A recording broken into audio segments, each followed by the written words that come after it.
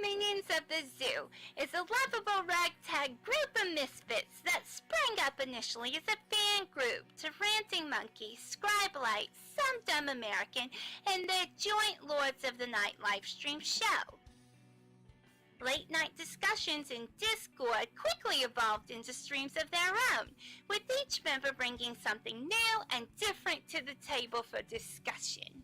Led by the incomparable Reject PPC and the One-Ton Hammer, the group rotates hosts known as Zookeepers.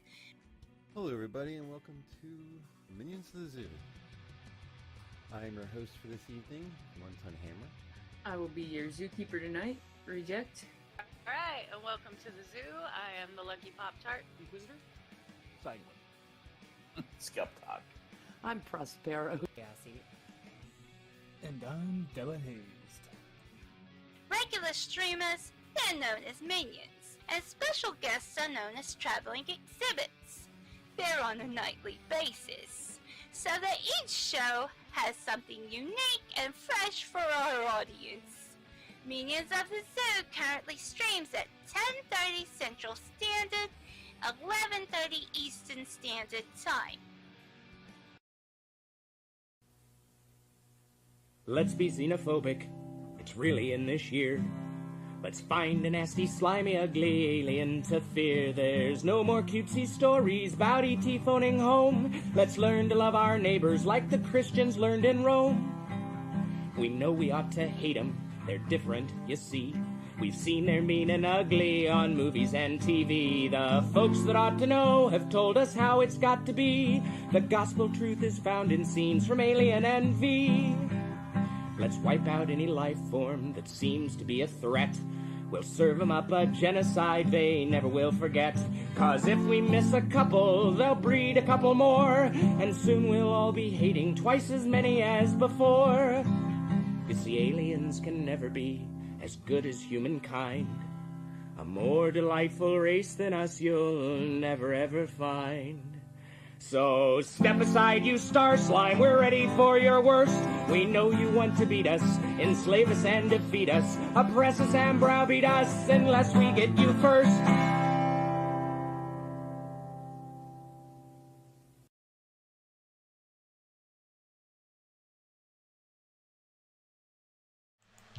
Good evening, everyone. Welcome to the stream. I am your zookeeper for tonight, Inquisitor. Minion joining me is Mr. Adam. Hello. Hello. We're gonna do something weird today. We're not actually painting. We're building. Oh my goodness. Wait, Legos? Hold on. Let me. No Legos. Oh. Mega blocks. Wow, dude. Hey, you know this is the first. This is a show for the. Yeah, the first New Year. How about that? I tried to get it out, but I couldn't. Wait, so what are you building? I'm building currently my Terminators for my Imperial Fists army. Oh. Because I recently picked them up at the store, and I've been itching to try and get them done so that I could put them on the table and play them. Imperial Fists are kind of behind the 8-ball right now. They're very, very underpowered because the rules are old and yeah, not really optimized. But I don't care. I really like their look, and it's something radically different from what I usually paint, which is red and black. Because these guys are going to be yellow and black. Why are you making them yellow and black? That is their primary colors. Oh. The Imperial Fists chapter of Space Marines are primarily yellow.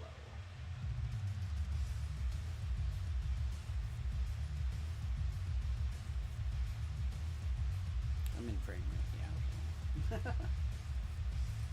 yeah. I see a lot of people like ASMR shit for doing models, model work specifically like this on like Twitch and shit, because like if you get a microphone right up next to it and you're like cutting mold lines or like shaving mold lines, and you got the flattened blade against the plastic, and Hey, Quiz. That sound. What's up? Did you check chat? I have not. What's up?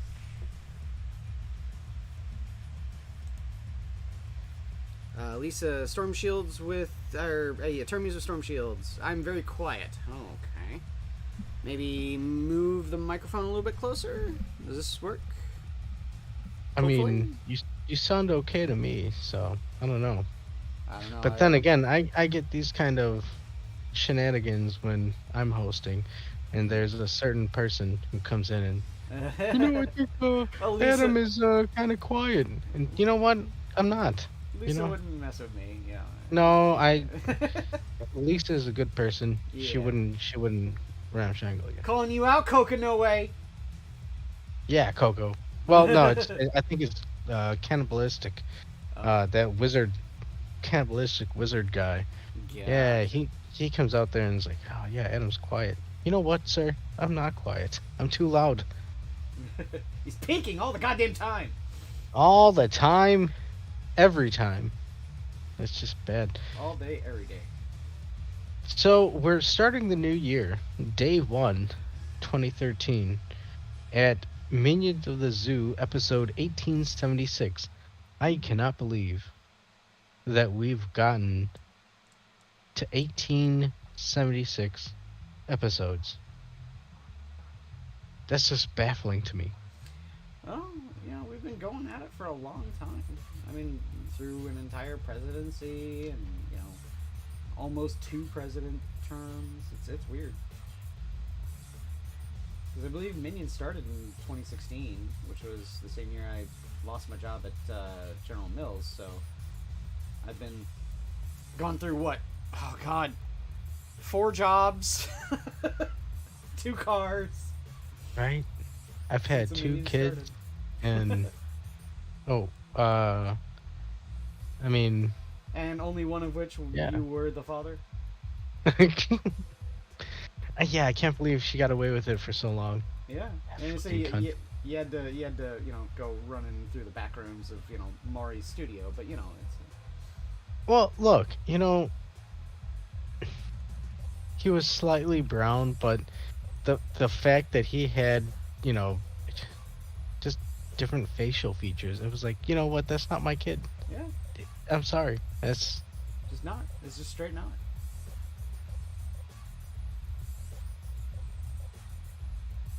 the court systems these days, they don't favor the father anyways. Oh, So no, they never do. No. Well, that's getting real. I just want to know where the hell the guys, who learn that they are not the father, where the fuck they go? Like, why are they doing that? Where do they think they're gonna go? And why do they go back there? Why do they go to the backstage? Why? What is happening? they're laughing at me as I'm paying the bills for the fucking kids that they dumped on me. So. Yeah, well, yeah. I'm sitting there, it's not my kid. Haha, but you gotta pay. Oh, well. Yeah. Awesome.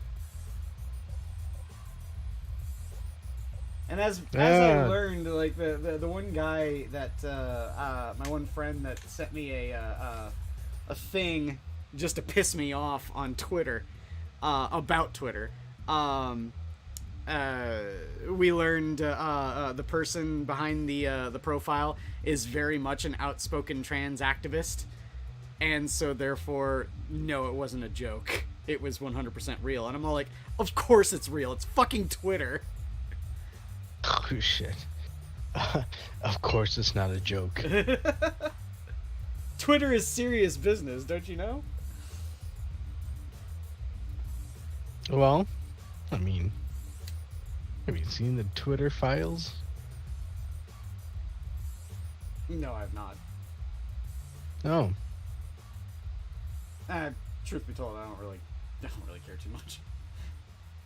And I say, if it makes Twitter look more in a negative light, okay. It's just confirming what I've been saying for the past, 2 years? And then if it paints Twitter in a positive light, that's not gonna make me come back. Seriously, Mr. Musk, if you could just go and take a flamethrower you're rich enough to afford a flamethrower, and go into the servers that contain all of the service for Twitter, and just start burning the place down. I think you'd be doing all of humanity a favor, way more so than going to Mars. Just saying. Well, he's doing a good job in releasing a lot of receipts that Twitter did, and then hopefully the fire burning down will come after. Yes. I'd like to see all the laundry, first. The dirty laundry. Yeah. Don't really care if I see any dirty laundry. I just want this. Well, it's net just an negative affirmation, humanity. an Be gone. affirmation to, yes, there's some bullfuckery going, and that's all I'm gonna go into because I know we are on Sunday painting day, so Yes. we don't wanna sully it with we don't want to darken the waters with disgusting paint. Darken the water with paint, but not horrible Twitter Yeah. politics. Yes, sir. I figure it was apropos to on this stream where I'm going to be building models to put up for the BGM Command and Conquer Red Alert 2. Only thing that's missing Wait, is the what? You're gonna play Red Alert 2? No, that's the BGM that I got put up. So that's the music I got playing. Oh.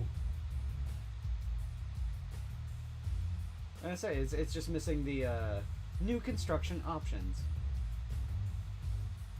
Building on hold, canceled. Silos needed.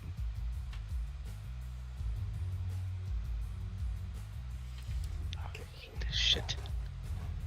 You hate what shit? They have first. Okay, I'm playing Switch Sports, bowling, and when you play it online, it's nice. You're playing with 12 other people, and it says shit.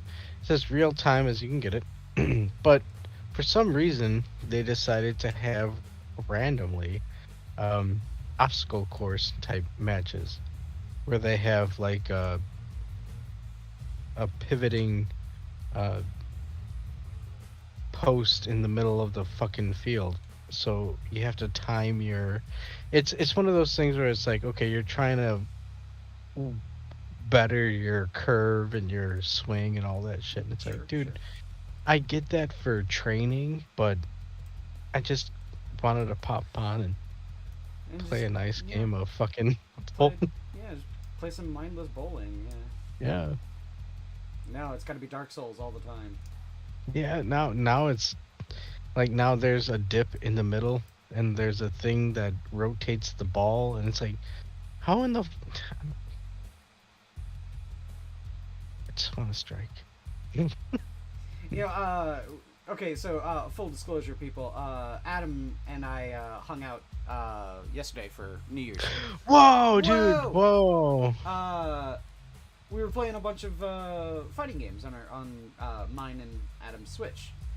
Come to find out, my one friend that left last night, he found out that the arcade stick that I have and he has functions on the Switch. Does it really? Yep. So next time we hang out to do some fighting games, I can break out my arcade stick. Well, hold on. What is this arcade stick? Because I would like to purchase this. I don't know. He gave it to me as a gift, so I will ask him, and then if he sends me the link, I will send it to you.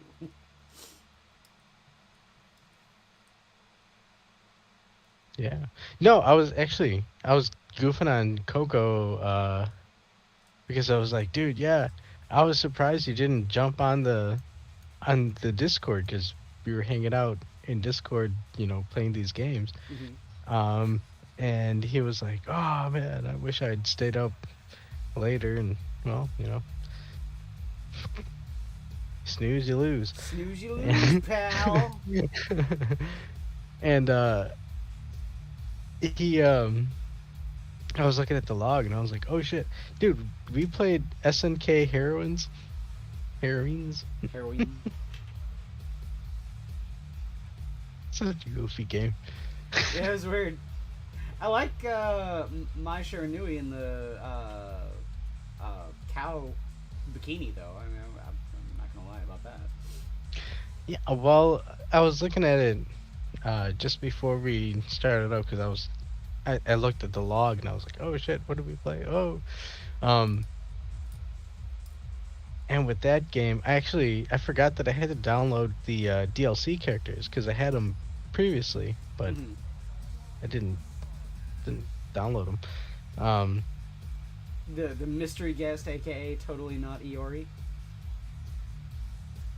What?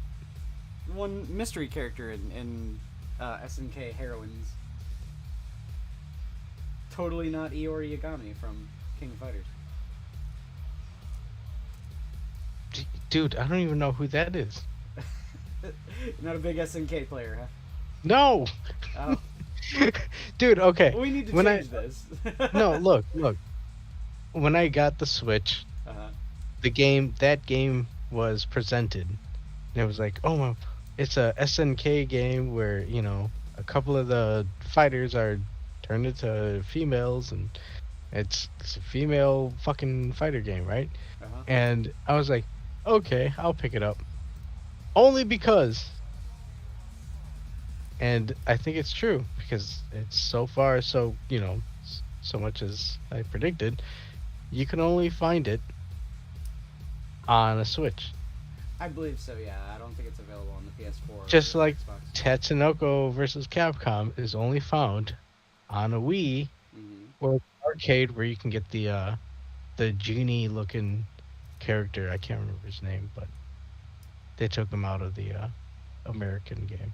The Wii version. I don't but know yes, why they distinguish that. I mean, like, that's such a fucking niche sort of title. Like, your average even like anime fan wouldn't even know who half those characters are from the Tatsunoko side. exactly, dude. Oh my god, but we gotta play some Tatsunoko. Yeah, we played a little bit of it. Like, oh god, well the 4th of July when Sanguine came down. We played a little bit of it then.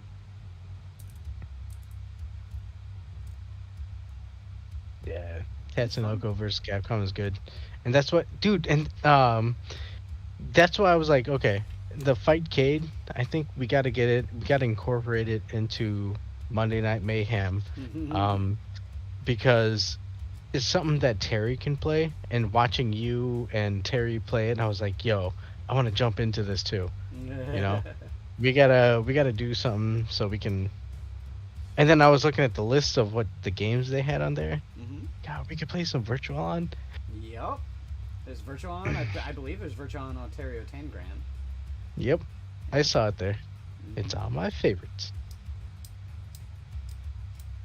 I know there's Soul Calibur, the Dreamcast version of Soul Calibur even. Yes, and that's definitely something we have to play. Because as much as I like the Soul Calibur on PS4, nothing beats Soul Calibur with on the Dreamcast. And I know Coco would go out there and be like, oh well, there's no Link. And yes, Link as a fighter in Soul Calibur is fucking awesome. However, Soul Calibur as a series as a whole is, look, you can play it all the time, you know. Soul Calibur as a series is great, especially the first. The first is the best, in my opinion. What, Soul Blade? Well, no, I'm Soul Calibur. Whoa! Yeah, I'll say that Soul Blade was kind of a trash game. It was barely, marginally better than Battle Arena Toshinden, and that was a trash game too. Oh shit, that was the thing. I was looking at it, and there was I swear there's I can't remember if it was a Dreamcast or a Saturn game. I think it was a Dreamcast game, where it was it's two fighters, but you're floating around, and it was psychosis type fighting. Okay. I was when I saw Zombie Revenge, I was like, holy shit, that's an old Dreamcast game I remember. Do they have this other psychic fighting game? And there was a Gundam game that I noticed, Mobile Suit Gundam something, and I was like, oh shit, I played that too. I say we need to see if that if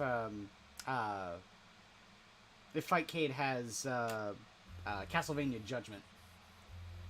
Yo, yeah, that's the fighting one. On Wii, and it was really fun. I remember really liking that game. I mean, granted, it's just like a regular arena-style Soul Calibur fighter, 3D fighter, just with a Castlevania veneer on it. But still, I liked it because of the fucking music and like the stage presentation and everything like that. It was really fucking cool.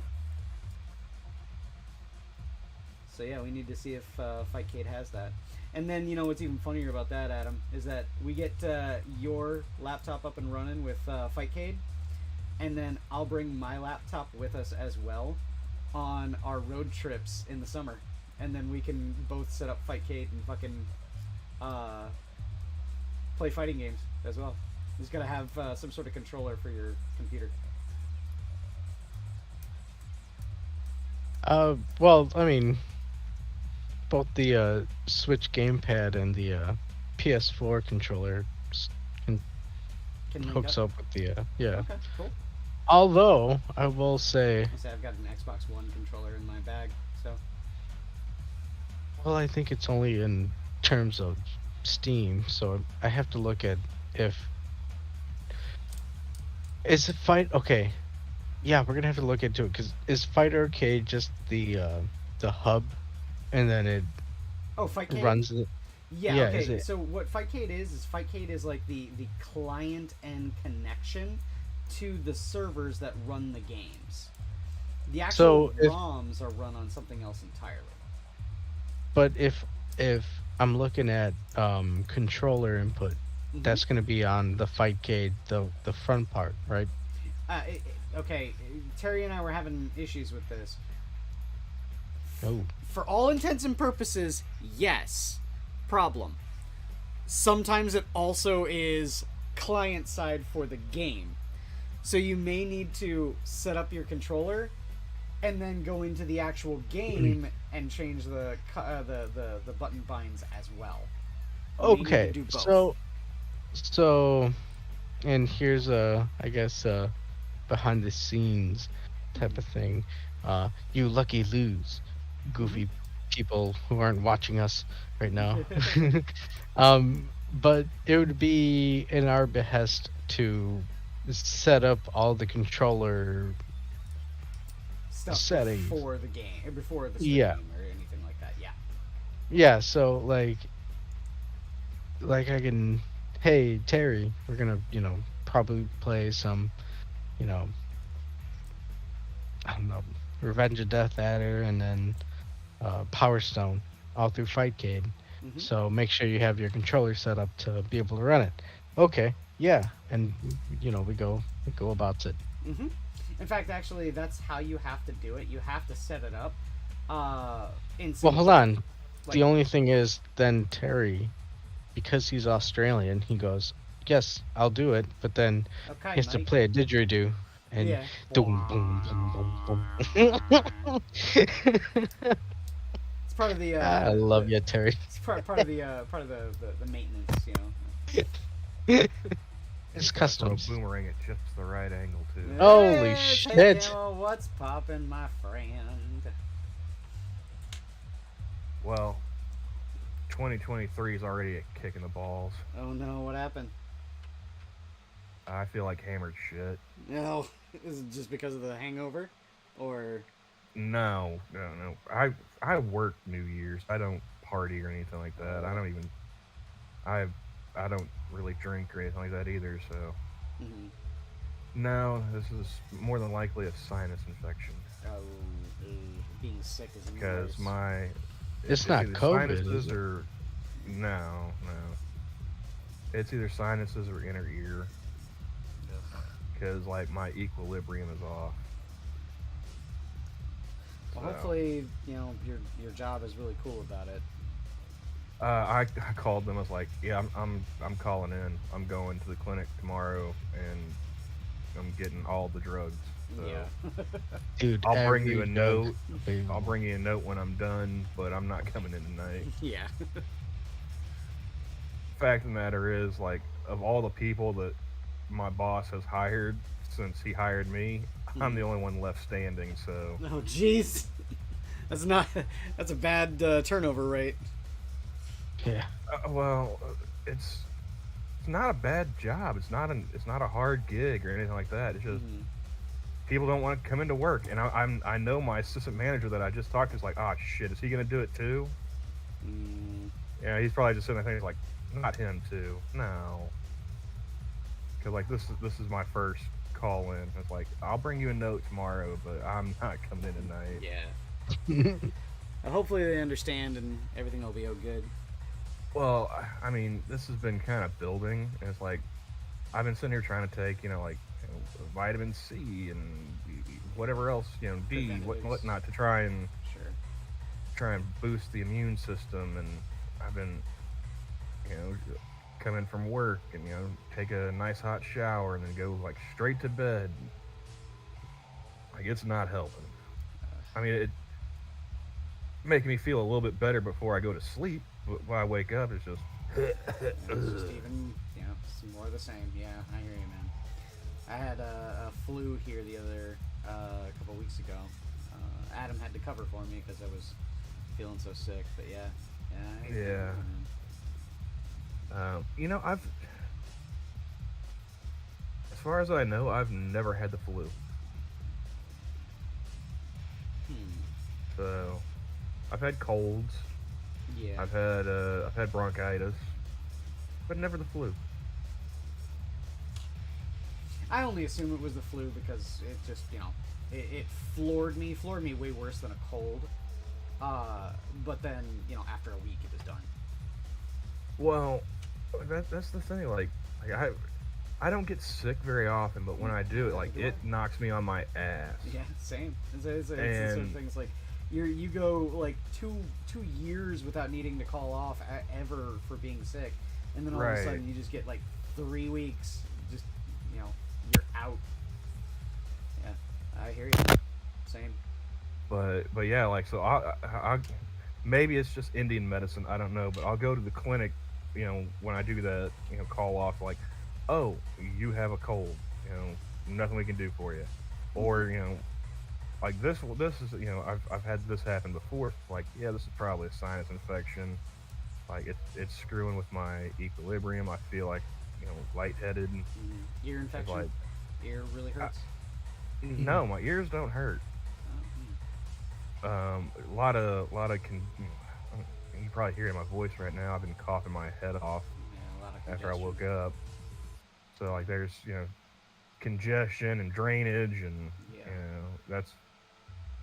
I am gonna have them check my ears, just be safe, Sora. But I'm fairly confident. I've been down this road before. Well, I get chronic ear infections all the time. Like that's something I've dealt with all of my life. So, whenever I get a sinus infection, it always comes with an ear infection. So. But I'm waiting on the girlfriend to get back. She's going to get me some comfort food. Ooh, some soul food, huh? No. Whenever I feel like shit, that's the only time I eat McDonald's, really. McDonald's. Something about the grease. Oh, sure. Yeah. Just it settles my stomach and makes me feel a little bit better. I hear you. But that's been my go-to for, God, as long as I can remember. It's like I need to get some grease in my stomach, try and settle things down, and it's either McDonald's or Taco Bell. And Taco Bell, no, that's drunk food. It was funny. I went to the Games Workshop store. Yeah, I know. Say it isn't so. A little while ago. It was before the kickoff to this weekend, and I get an order, and they come and put it up, and then like a couple of minutes later, they come up and put another bag up there and say my name again. I'm like, what? And I walk up there with the bag and say, hey, look, guys, you already made my food. And then I hand it back to them, and they take a look in the bag, and then they sit there and say, well, okay, sorry, but you can keep it if you want. Sweet. This is bank error in your favor. So, I don't know. Yeah. I got two things of food. And in fact, actually, I still have 2 tacos in the fridge that I haven't eaten. Because I'm not going to eat fucking 6 tacos. I would have just walked over like, I'd be like, are you guys calling me fat? What's going on here? The gringo's walking into Taco Bell. Of course he's fat. You gotta order, gotta give him all this to keep our representation up, He's Well, not like picking I on wouldn't us. have even blinked at it if they had done that to me, because Taco Bell's too goddamn expensive now. It is. Yeah. Yeah. Like saying, Taco Bell is more expensive for me to eat than McDonald's, and like Yeah. Well, Well, look, like, they won the fast food wars. Okay, Sure, so yeah. they're allowed to Uh, increase their prices. And the 3 shells are um designed for Taco Bell. So, Look, they implemented that right away. okay, I'll you know what? I'll stick to the rat burgers, thank you. But yeah, like getting like 3 items and a drink It's good. at Taco Bell It's runs good. me over $20, which is why I don't go there anymore. Well, that's so weird. Like, for me, I got like my order was $14, which is still expensive for fast food, extremely expensive for fast food. But what I got was 3 Doritos tacos and like the meal that came with the drink, and then I also got just one thing of a bag of nachos with the cheese sauce. That was it, and it was $14. My roommate goes up there and orders a $17 meal, but he's got like, a quesadilla, 3 soft tacos, like a cheese roll up, and like 2 bean burritos, and he gets like a fucking laundry list of things, but still only comes up to like $17 for him. But I mean, I imagine it would probably be cheaper if I were getting tacos or bean burritos, like their dollar menu stuff. sure. But like, the only time I'd ever go to Taco Bell would be to get some nacho cheese beef chalupas. Because like Never had it. the chalupa itself, it's like it reminds me of fry bread. Okay. I mean, it literally is fried bread, but so yeah. But yeah, like those the things are like fluffy- $5 a piece now, and The fluffy tortilla. kinda. Like take one of those gorditas and then just fry it, pretty much, almost. I don't know. So, I don't yeah, think I've ever speaking of- strayed behind. Fried dough. Yeah. Adam was the savior of our little New Year's get together. Like we made pizzas, because we got we went and we bought a whole bunch of heat and eat pizzas because we didn't want to spend $300 on pizzas on New Year's. Yeah. So we bought 4 of these pizzas, right? And then Adam goes and orders some rosatis and gets some wings and fried dough, and everyone was just picking at that all night. It was great. It was a good call, Adam. Yeah. Good call. No, the fried dough. Actually, it reminded me of going out to fucking some university, and they were like, "Oh yeah, pizza bread. This is the best thing ever." And they had like big giant sacks of these things. And then when I saw it on the website for your local Rosatis, and this is strike, I was like, you know what? Fuck it. It's let's end this year with a good bit. And yeah, it's just little chunks of fried pizza dough. I think it has a Parmesan and garlic or something like that on it. Yeah. But the nice thing was the chicken wings with mango habanero. Those are Holy really shit, good. Those were dude, that really was good. delicious. They went fast. Yeah, they did. Again, so did the pizzas when we made them. Yep. Oh yeah.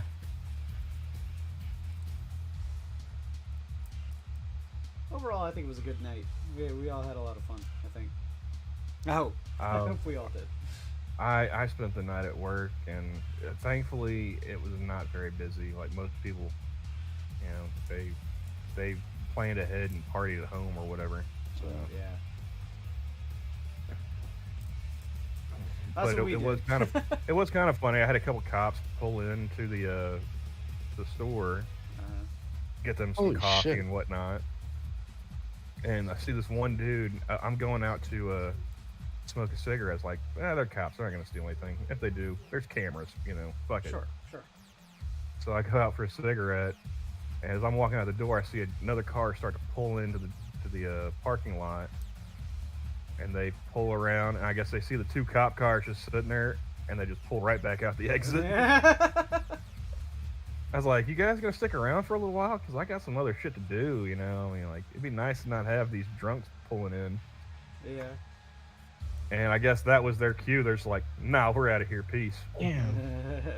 You don't want anything to do with it.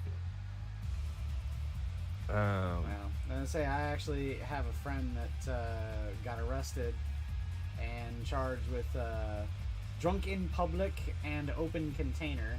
And On New Year's? Yup. I mean, that's like getting charged on St. Patty's Day. I mean, Yup. like those are like two of the days of the year. Like you expect Where people you to be expect just people to shit-faced. be drunk. Yeah, exactly. Yeah. Exactly. I don't know, man. It's fucked up. You want to know something else fucked up? Apparently, over the last 2 decades, cannabis cases have flooded the hotlines for the U.S. Poison Control Centers. What? Huh? Teen Wait, what? marijuana poisonings are on the rise in the U.S. You can get poisoned by marijuana? Here's how to talk to your child about marijuana. Hold on. Sit How him do you down, get- you say, son, How do you get puff, poisoned? puff, pass. How do you get poisoned by marijuana? I'm scared The now. weed is getting too strong. Oh. Oh, so people are tripping too hard. I would imagine, it's probably something, also like, edibles. Yeah, I was gonna say Yeah. probably they're double dipping. They're smoking. Somebody's- and taking somebody's- edibles. Yeah. I've To be done honest, that, and no, it's... yo, hold on. Yeah. In all honesty, I think when people are talking about this alteration of effect with the marijuana, I think it's going in with the edibles, because honestly, dude, edibles, they're concentrated fucking. Yeah, THC and CBD. Yeah, absolutely. It's such a different process. Then And you have them like to distill the flower down to its essences and oils and so on and so forth. And well, no, even if you smoke it, your body's gonna naturally, process it to make you work with it. You're taking an edible, and they're just chunking in a percentage of what they think is okay. You're already starting with you know what? That's a bullshit split. I'm just gonna let that. I'm sorry.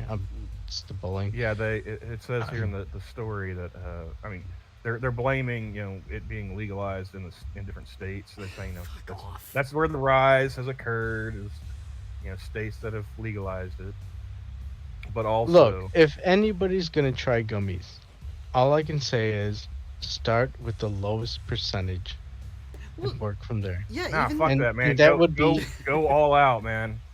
No, like, well, that would. when I I mean, I hate to say it because that seems like the simplest of fucking. You don't if you're like, hey, I've never tried alcohol before. Should I try Wild Turkey 101? yes. Oh, Yeah, no. man. You It's like start off with the kicking chicken and you see how it goes. you sit there and say, no, you try. Maybe you should try a beer. And that's the thing is, look, if you're gonna try gummies, just because it's gummies, dude, if you're that fucking retarded, that I'm it's that gummies, fucking retarded, sir. it's gummies. That means You jump it's in the safe. deep end of the pool Ah. before you know if you can swim or not. You know what? Yeah, no, never mind. They deserve it. Yeah. See, like, God was when, all. even though, like, you know, and this just comes down to the fact that I'm not sure if these are real things or if this is, you know, a fucking exaggeration for I want Well, to I mean, believe it's it's fake Time, and first of all. exaggeration. Yes, I want to So, believe that It's because Time magazine, so yeah, they're Oh, probably fuck them. fudging it. But like the good you know, my personal experience, they talk about lived experience, right? When I bought a legal edible here in Illinois for the first time, you know, a box of edibles, homeboy behind the counter was all like, okay, so here's what you do: you take one of these gummies, you cut it in half, and you take that and see how it's you like feel. doing acid. You take a very small dose at first, and then you gradually work your way up. Yeah, you see how you feel. If it's, you know, if you know it's not hitting you too hard, take the other half. Well, no, like you wait a while, like, you know, Yes. if you take, You wait you know, about like 30 Adam was minutes. saying, like you take like I've got a bag of gummies up here. I haven't actually taken one of these in a while. I might take one tonight just to go to sleep. I know, right? At night. I'm missing mine. I really need to go and restock. Because they're the Like- perfect sleep aid, man. I swear to God. These are like 25 milligrams a piece. Yeah. Which I think, like, I'm sure there's some, like, at the dispenser I could get, like, there's even lower than that, like 10 milligrams or something. Yeah. But yeah, you don't. I made that mistake once. They had a infused drink, and what I didn't realize was, like, it was like a 1,000 milligrams in this one drink. No, jeez. Yeah. And I just chugged like half of it before I read the. I will tell you this, right? The gummies that I got were 500 milligrams, and it was weird because I was all like, "Is that per gummy or is that per container?" And I was starting to think that it was per gummy, because I'm not gonna lie, when I took one of those and then went to the bar afterwards when we went to go see The Evil Dead for the 40th anniversary, I got crossfaded as fuck. Wait, did you drink as well? Yes. That's why. Well, oh, okay. Does it, like, concentrate the Alcohol and marijuana have synergistic effects. Oh, I know. In I was gonna say that's you definitely could tell that last night, but Wait, what? They do. They have synergistic effects. They enhance each other. It's called crossfading. Hey, talk to Synergy from Gem and Holograms. Truly outrageous, Adam. Truly, No, truly that is outrageous. But Spittlebuggy's talking about it in chat, and like you can still trip balls smoking, but it's less dangerous. Like I said, the weed is getting way too strong these days. Like, I used, you know, shit, when I was in high school, you could smoke just damn near anything, and it was, it was all right. It was good, you know. You had a good time. These days, I'm limited to only smoking sativas, because if I smoke an indica, put you on your ass. it's almost like getting drunk. Like, I get the spins, I get like nauseous. Well, you gotta do the blends. That's what everyone keeps on saying is like the. Well, I was saying is like I've got to do either a sativa or like a hybrid. I can't smoke indica anymore. Yeah. But I saved an old man's life at the dispensary a couple months back, because he came in, it's like, apparently it was his birthday. Okay. You know, you got this geezer just sitting there. It's like, it's my birthday, and I was wanting to do something for my birthday. So I was thinking about doing some dabs. I was like, hold on there, sir. Like, have you ever done a dab before? Because, like, the lady behind the counter, she had no compunction. Like, she's like, sure, all right. What were you thinking? You know? Mm-hmm. I was like, hold on, pump your brakes. Have you ever done a dab before, sir? He's like, no, I thought I'd give it a try. It's like, all right, let me ask you a question. Do you want to do anything else on your birthday today? Because, like, if you smoke this, it's going to send you to the moon. And you'll never leave your couch. Yeah, it's like I said before. Like I've been on. Record Oh no, talking no about it. spittle, no spittle. It's over 20% these days. I have a hard time finding anything 20% or less at the dispensaries. You're talking like 25 to 28, easy. I'm not a stranger to this to this topic. I've probably recanted this story on streams several times, by now. Oh, I've definitely said the weed's getting too strong more than once. The one thing that I remember from the very first time I ever smoked up, right? I had an eighth entirely to myself. And that's decent, yeah. Okay. So I'm sitting there cross-legged in the middle of the forest preserve, because that's you gotta look out for the cops, right? So we're in the middle of the forest preserve, and I'm just sitting there smoking this, and I'd heard from a lot of people sitting there saying, like, the first time you do it, you don't feel anything. Like it's nothing. You don't feel it. It takes a while to kick in, but and for me, I kept on just puffing on this eighth, and just over and over and over again, and nothing. I was like, well, this kind of sucks. I'm gonna smoke the whole bag and not feel a goddamn thing. What's going on here? And then I stood up. Yeah, that'll do it. I get the blood flowing, and holy shit, I was in orbit. Oh no! Like the first time I smoked, I was with this married couple, and they were neighbors, and I went to go visit, see what they were up to, and like the wife's sitting there, she's making spaghetti, and the husband's playing like Max Payne or whatever. Fuck yeah. And I'm just sitting there, chatting with her in the kitchen, and next thing I know, I hear like the husband, he says, "Hey honey, look what the couch grew," and he just pulls out like 2 fucking bags from between the cushions, throws them on the coffee table, and I'm like, "Is that what I think it is?" Like, yeah, you want to smoke? I was like, I was already smoking cigarettes, so I felt like it'd be kind of hypocritical. Like, oh no, I don't want to do that. Oh no, yeah, like I'm already breaking one law. I'm already breaking one law because I was like, 16 or whatever. Yeah, it wasn't even 18. I was like, yeah, what the fuck? Why not? Don't knock it till you try it and all that jazz. Sure. And so, they load a pipe and they show me, how to work and everything. Light, hold this and do that, and okay, I'm following the instructions, and I'm puffing and I'm puffing and I'm puffing, and I don't feel shit. And they're like, Are you feeling anything? Nah.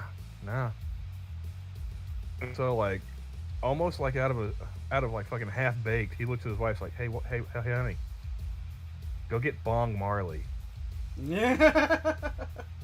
And I was like, what did I just step off into? And she brings that in, and it looked like a music note. This bong she brought out. I was like, okay, I get why you call it that now. Gotcha. And like one hit, it just started coughing my fucking head off. Like, yeah, there you go. And so I sat there on the couch, and the next thing I was like, hey, what time is it? Like, it's almost 10 o'clock. It's like, shit, I gotta go home. Yeah, right. I gotta get home, man. And like, thankfully, like, we lived in the same like apartment complex. Like, I was just one building over, but we both lived on the second floor of our buildings. So I had to go down like, it's summertime, and I'm wearing flip flops, and like, and got no coordination at this point. And so like, I'm trying to go down these stairs and keep my flip flops on, and then I've got to run across this courtyard, and I've got to go up some more stairs and keep flip flops on. Fucking hell, man. And then I get home, and apparently my mom and sisters had just gotten back from like grocery shopping and stuff, late grocery shopping. And it was my job, since they brought all the stuff into the apartment by themselves, I had to put it all away. And then my mom wanted to sit there and like have a conversation with me while I was putting the groceries away, like into the fridge and the freezer, and It was the longest conversation of my life Yeah, I was gonna up say, to that point. definitely didn't help the paranoia, right? Well, like at first I was like, does she know? Yeah. You know like, can she tell? And then she told me to put some stuff in the freezer, and it felt like I spent 20 minutes looking back and forth because not only did we have the freezer above the fridge, we also had a standalone freezer. I was like, which freezer does she mean? Yeah. Like, if I put it in the wrong freezer, she's definitely gonna know. Yeah. She's gonna know. Oh my God, she's gonna know. And she never knew. Like, I told her years later, it's like, I was like high as giraffe pussy that night, right? She's like, no, I didn't. And it's funny too because I had an interaction with my parents the same way when I was super high when I was a teenager, and I got so scared. My brain was going off on all these weird sort of like, oh my God, you're gonna fucking die, you're gonna fucking die, and I'm all like, ah, internal. So yeah, like the older I've gotten, like I said, especially since they've had medical legalized and stuff here. Oh sure. I'm actually trying to cut back because, like I said, it's getting too potent. I used to be able to sit there and smoke like a whole joint by myself and just carry on. Now it's like I'm gonna take a couple of puffs and I'm gonna put this shit away. Well, I'm gonna stare at the computer screen blankly for like a half hour, smoke a couple cigarettes, get back to level, and then I'm gonna get along with my day. Yeah, it's like the perfect sort of scenario for like a hitter or like a pipe rather than rolling a whole fucking joint. Well, I've gotten lazy in my old age, and I just buy like the pre-rolls. Okay. Because I mean they're fairly cheap too. I get them like a couple bucks a piece. Like Okay, a gram that's not for like $2. Yeah, fully rolled. Well, these are cones. Really, they're stuffed. Mm-hmm. But a full gram pre-roll for like $2. That's not bad. That's not bad at all. Yeah, it's like, hey man, can we get like any like classic weed, like from the before times when it was still illegal? Yeah. Can I get some of that classic like Northern Lights or something mellow? No, it's gotta be intense all the time. Well, that's also the funny thing is like you don't ever hear about. I don't hear about those strains anymore. Like those classic, like I don't remember the last time I saw like Purple Haze on a shelf. What? Hold on. Or Northern Lights, or Oh, where is it? Okay, I'm looking right now at a jar that I got at a dispensary out here in talking Illinois. about like in my Hold area. on. And it's called Revolution Cannabis Mac and Cheese Spicy Papaya Cut. That doesn't Alien even cheese. sound attractive. No, it is. Hold on. The fragrance of it is fucking stupendous. I am flabbergasted by this. And you know what? If I can get some more, you know what? Actually, tomorrow I might just go ahead and get some more. Yeah, it's nice. Is that what you smoked yesterday? Just a little bit. Like I said, it was a blend. What we smoked yesterday was a blend of a couple of it. But yes, this was part of it. Ooh. Only because this is See, that's the thing, man. I don't smoke like that often at all. I mean, chances are the last time I smoked up was the last time I hung out with Adam. And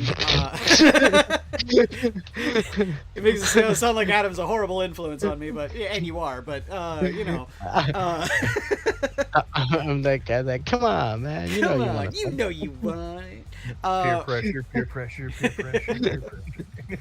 But like that's probably like the last time I did it, but like holy shit, what he brought yesterday, it hit me hard, and I still feel really bad about that, man, because like it hit me so hard and so immediately. Like as soon as I took the lungful of smoke in, it just had me coughing immediately. But I coughed into his pipe and blew all of the weed out of it. Oh, So I feel really bad about that, man. You gotta let me know how much it was, and I'll hit you up with some cash to pay Dude, for a it. fucking I know you don't pack care, but I full, feel that's bad. nothing. I know, well, I feel that's bad. though. like one of the good things is like since I've been not feeling great, I haven't been smoking, so like like tolerance reset. You're right. Holy Man, shit, yeah. A lot of people I talk went- about tolerance and stuff. It's like, I never had any because like I don't do it often enough. I was an everyday smoker there for a while. Not like like roll out of bed and wake and bake and like that. Like I'd get up, and do my responsibilities and whatnot, and I was like a Steve Miller smoker, man. Take a few tokes at midnight, and call it good. Smoke 2 joints before you smoke 2 joints, and then you feel all right. That was high school. Yeah, that Oh, was. okay. I was keeping up with that song in high school, man. Just smoke 2 joints before I smoke 2 joints, and then I smoked 2 more. Yeah. Yeah. Come on, Sublime was ahead of their time. Oh, dude, I love Sublime. Like back in high school, if you got my CD player out and checked my CD player, it was a good chance that I'd be listening to either Sublime, Real Big Fish, Less Than Jake, or Offspring. Those were like my bands when I was in high school. Yeah, I like Sublime and Offspring. Oh, I think my comfort food's here. I might have to mute for a minute. Munging down on that McDonald. He's getting some chicky McDonald nuggies. comfort food. Some chicky nuggies, my man. Some chicky nuggies. Hey, as long as they're spicy nuggies, I think I'm okay with them. Oh man, that mango habanero sauce, like last night, man, it was so good. It really was. Yo, yeah. Like, I'm not a really big spicy food kind of guy. Like, I'll eat spicy food if spicy food is there, or like, if I'm going to a place specifically for spicy food, and, it's kind of like unavoidable or whatever. I'm not gonna turn my nose up and say ew, but I don't go like out of my way to get it. And that mango habanero, like the mango, it's weird because like you really couldn't taste the mango all too much, but you could taste that there was something sweetening it, and the sweet really offset the hard edge of the habanero, and it was really good. Super And see, tasty.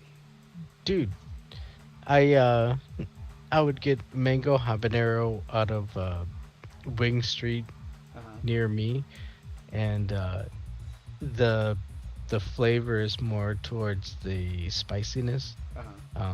You get the slight sweetness of it, but it's not as much as what the sauce that we had last night. It was like nicely balanced. Yeah. It was really good. I liked it. Hold on, I gotta boo boo boo boo boo boo. You know where we gotta go? Yo, There's a pho place downtown. I've never been, and I want to. a what place? Pho. You ever had Vietnamese and Thai food? I've had some Thai food. Okay. Not a lot though. And so there's one like right around the corner from the bank where we did Nightmare. There's a restaurant there and they do Thai. And I've never been yet. And I'm all like, we need to go there sometime. So like maybe we go downtown to get like a go to one of the bars or something like that, and then walk over and get some Thai food. Might be good. Yeah, I'm down. Hey, Dream Girl. Look, I'm not opposed to trying, different takes of food. I just don't go out of my way to do it. It's it's boring, yes, but at the same end, like I said, I'm happy. Look, what is my rations? Hardtack and some fucking pork grease. All right, well, that's what I'm eating. I don't give a shit. But good Lord Almighty, you come and bless me with some cooking that you're doing. I'm right with you. Ah, jeez. You might get taken home like Sanguine almost got taken home by the lesbians. What? On the trip.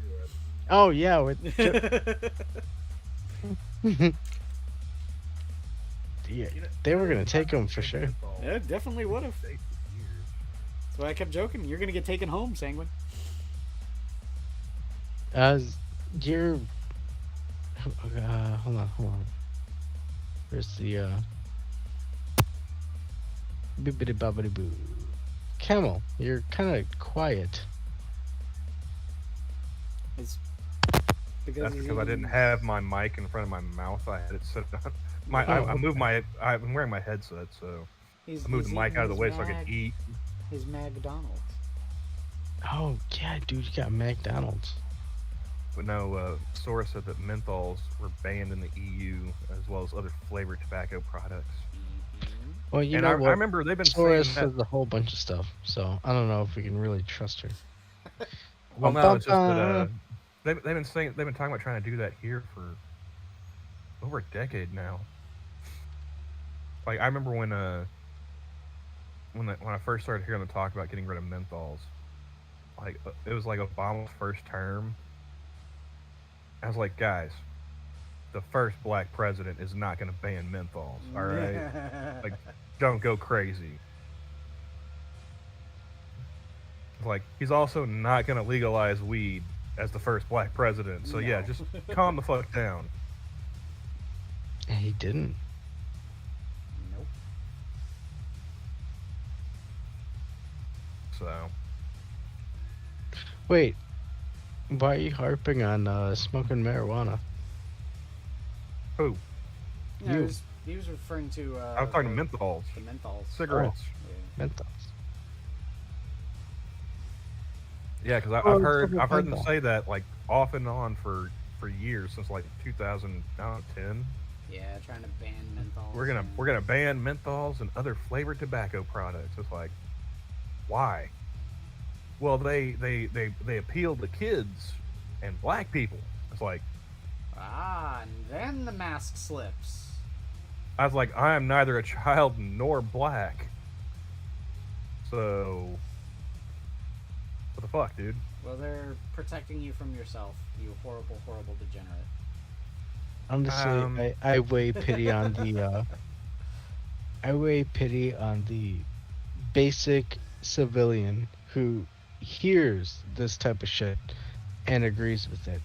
It's like, dude, so cherry flavored vodka would be part of this type of thing. Yes.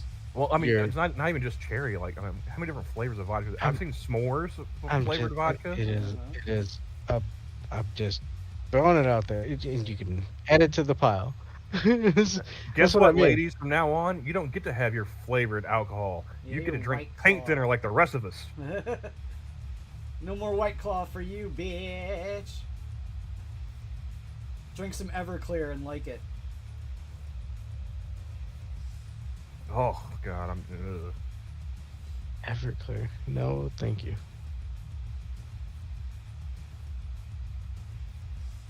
That's when you've hit the so-called bottom of the barrel. The official you're an alcoholic. Yep. I mean, what's next? You gonna chase that with some Mad Dog? Yes.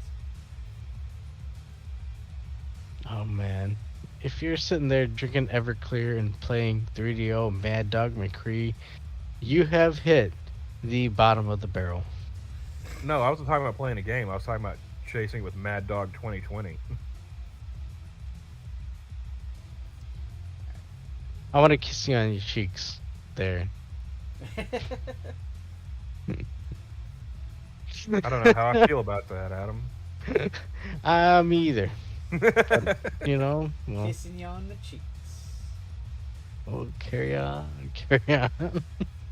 Mad Dog McCree. I mean, at least he didn't say booty cheeks. Yeah, that's true.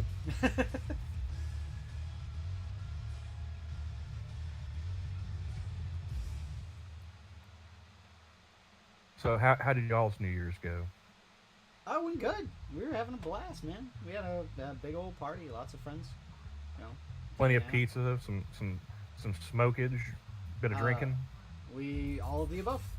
Yeah, nice.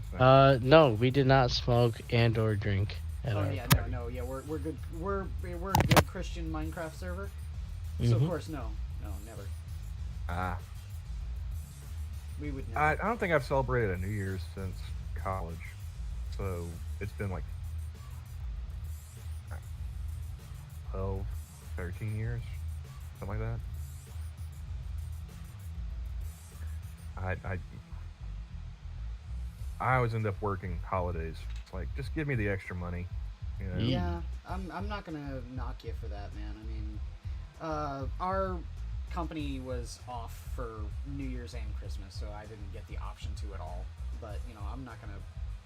I probably wouldn't have if they asked me to, but you know, if I don't knock the people that do. I mean, God bless you. I take that back. There was a 1 year I was working at a law office, so obviously they weren't open for New Year's and whatnot. Mm-hmm. Still didn't do any celebrating though. I think things like, all right, it's midnight. I'm going to bed. Yeah, I get it. And I say it's different when you've got like lots of friends and you know everyone's wanting to hang out and have a good time. Yeah. Like all my friends are spread out, you know. Yeah. So it's not like I've got a cadre of people I can go hang out with here in town. Yeah. But that's mostly me being, you know, surly, I believe is the polite way of saying it. Antisocial. Most people just call it being an asshole. Oh yeah.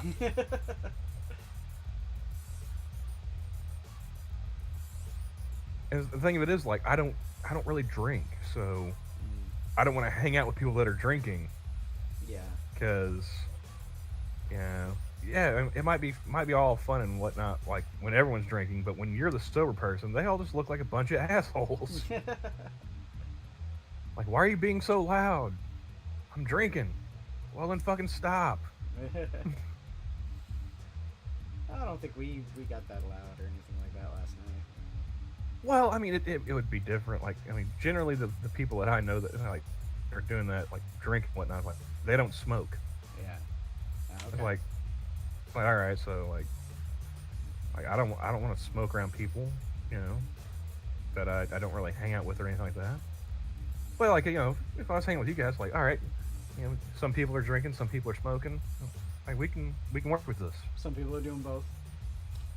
Yeah, I can't do that. I can't do that. Oh yeah, we were doing both. Well, you know, one of our friends, he's stone cold sober. He didn't partake at all in anything. And then our one friend. That man must have the patience of Job. But yeah, and then our other friend is actually, he suspects he's allergic to weed smoke because he tried it several times because his girlfriend is on it for medical conditions. Like, she had her weed card before it became recreationally legal here in Illinois. And so she kind of needs it, but then he tried some of hers, and it like, he was saying that he was getting hives, he was, you know, breaking out, and all sorts of, it was bad stuff. So it's like, he probably is allergic, so he just drank. And like a Cannibalistic in chat was saying that, you know, they're allergic too. It's like, I can get that.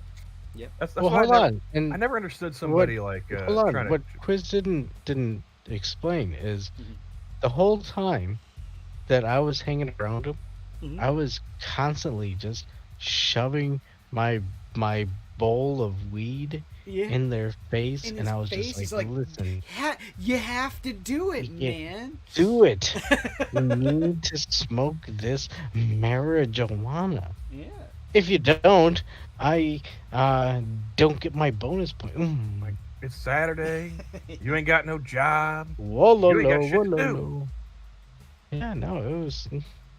Were you just It's woolaloing non-stop. us? Yeah. Look, I gotta get you to smoke some weed somehow, right? Yeah, some conversion some way. Well, no, like I got a buddy from high school. He moved up to California, and he tried smoking a couple times there, and he's like, "Nah, man, it gave me a headache. It made me feel paranoid." It's like, I got you. You know, like it could just be that you're in a different place with a different people. You know, set and setting. You know, your physical location, your physical setting, and your mindset. Maybe that wasn't right. Like maybe try, you know, because apparently like he was smoking like in a big group of people and everything, and I was like, maybe just try like a one-on-one, you know, like, you know, you come home to visit, maybe you and I we go just take a walk like through a park or something, smoke on a joint, see how that goes for you. He never took me up on it, but he did say like, you know, he tried a couple other times, you know, different people and whatnot. It's like, nah, man, same thing, headaches, paranoia. Like, well, I mean, you gave it multiple chances. Yep. Like maybe it's just not for you, dude. Yep. Like if that's the case, I wouldn't try smoking anymore. It's all good. But I never understood. I've never experienced like the actual like peer pressure shit like they would warn you about in the DARE program. Yeah. Like, oh man, you know, they're gonna try and peer pressure you into drinking and taking drugs. I have never once met somebody like I've had plenty of offers. Like, Sure. Hey, you want to go out drinking? You want to do this drug with us? You want to do that? Yeah. And if you just like, nah, man, I'm good. Yeah. Like, okay, cool. Yeah. You know why? Because they're drug users, and that means more for them. Yeah, well, not only that is that they're also in the mindset of, you know, party mode. And if you don't want to party that way, then that's fine. They'll just go out and party with the people that do want to party that way. Yeah. And honestly, I think it also falls into two categories of extremists, right? There's the people, if they really are pushing that, they probably have ulterior motives as to why they're pushing said material, whatever the thing. And the opposite end is, yeah, no, they're not gonna want to fucking waste their material, because why would they want to fucking waste it? Oh, you don't want to do it? Okay, well, get the fuck out of here. You know, fucking, it's not my business. But you know, yeah, no, yeah. Oftentimes, you know, you vibrate between the two extremes, but in the former, yeah, you know, it's more of a, that's more of a malicious thing, you know. That's where they want to get you hooked, you know, on things. And I don't think that's, personally, I don't think that's something that's going on normally. You got to be in specific areas where, you know, Yeah. there is that type of malicious person looking to dip you down that way. Like, That's all what's his name? Shit. Oh God. Who's Daniel in the movie of Stargate? James Spader. James Spader. James Spader Oh, in shit. Less Than Zero. Bonnie Yeah. Way. You know, I want to get Bret Easton Ellis books on like audiobook, Mm-hmm. because I tried sitting down reading like American Psycho, Mm-hmm. and the descriptions of like what people were wearing and stuff were just so fucking dense to me, because I don't know shit about 80s fashion and whatnot. Yeah.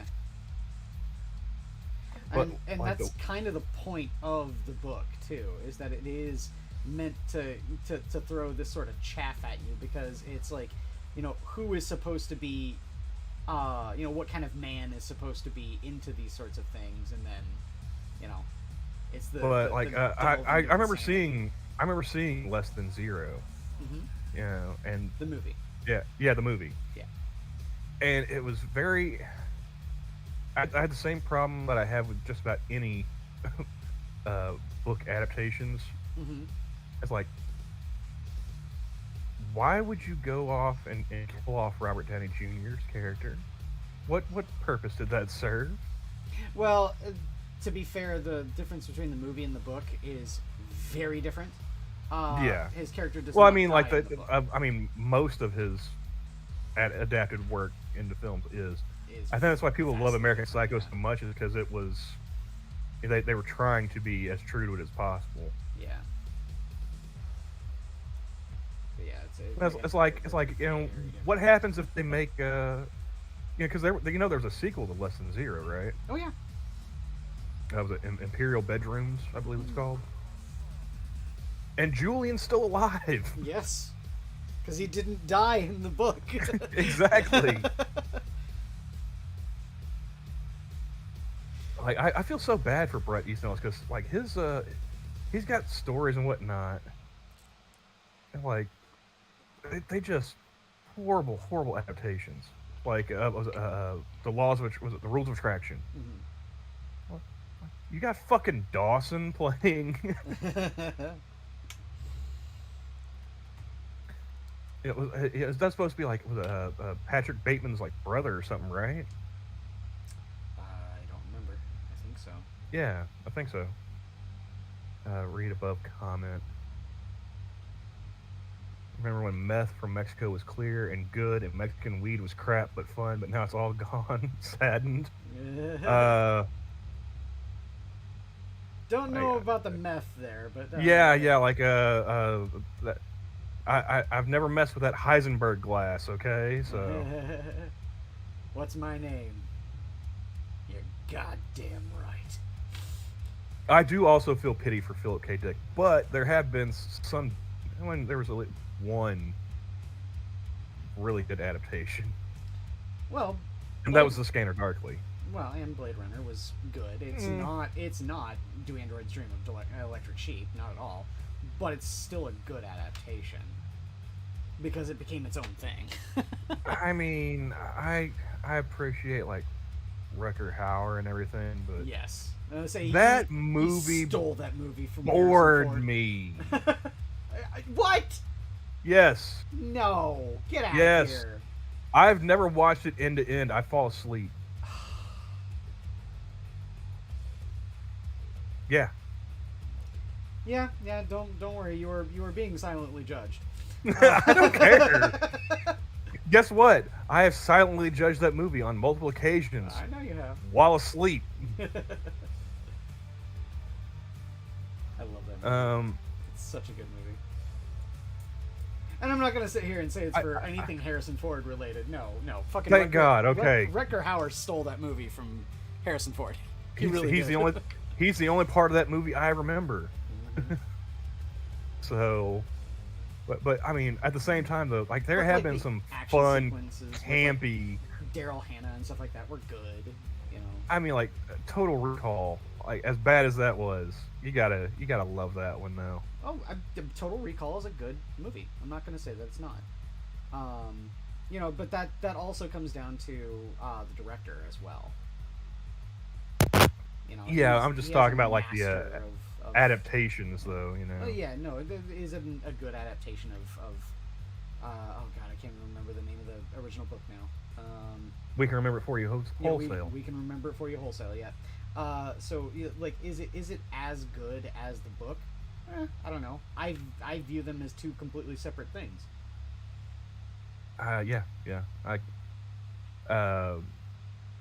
I said, I think we've had this conversation before, but I give movies more leeway because you've got like 600, 700, 800 pages that you're trying to cram into 2 hours or less. Sure.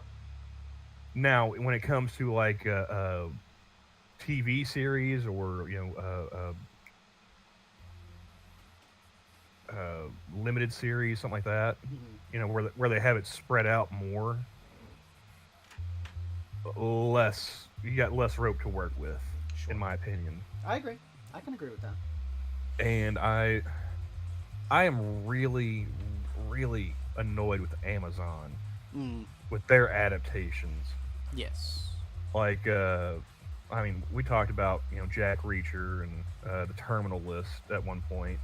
Also, like I'm getting tired of the Jack Ryan series. I like John Krasinski. He's a good actor. He does decent with the action and whatnot. But it's like Jack Ryan is not Jason Bourne, guys. Stop it. He's an analyst. That, I mean, he should be more Jim from The Office than he should be, 13 hours.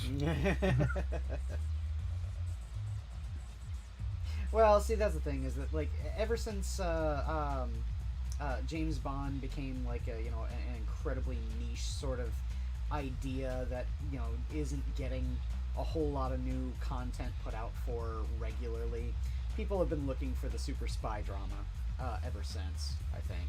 Oh, I mean, you know who to blame for that, right? Mike Myers. Really? Do you think? Well, I mean, Daniel Craig, he said it. He's like, the Austin Powers movies pretty much killed the fun, campy James Bond, and it became more serious because they couldn't just keep going, So yeah, blame Mike Myers for taking the air out of James Bond sales. It was surprisingly good, right? I mean, they had a really good cast for that one, Assassin. 13 Hours. He said that was surprisingly good for a Michael Bay movie. I'll say, what movie I find surprisingly good for a Michael Bay movie? The Rock. Speaking of James Bond, I mean, that is Sean Connery's last Bond film, yeah. But no, 13 Hours was pretty good because of,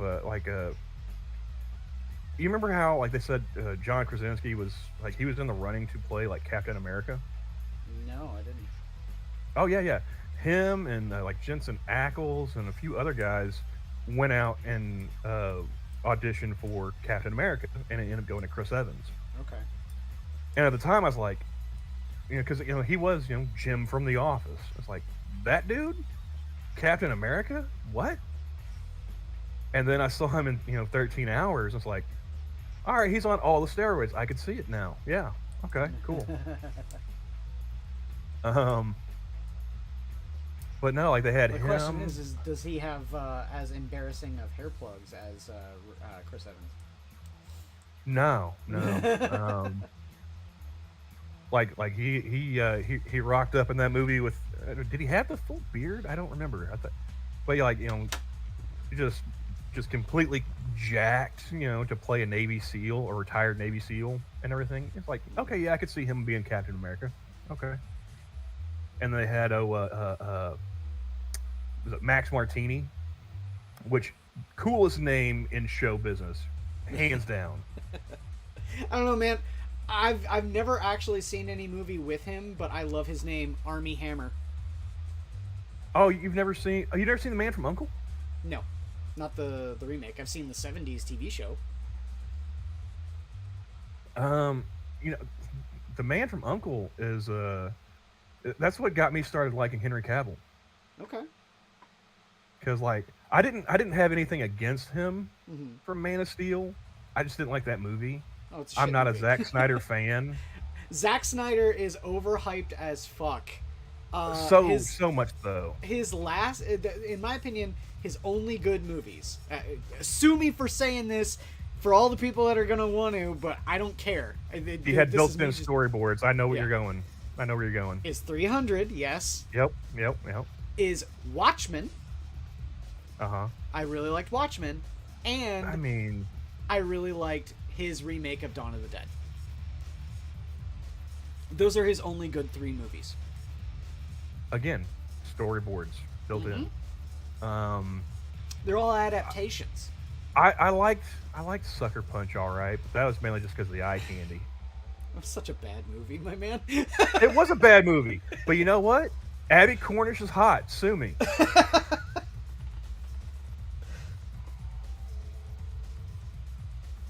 Oh yeah.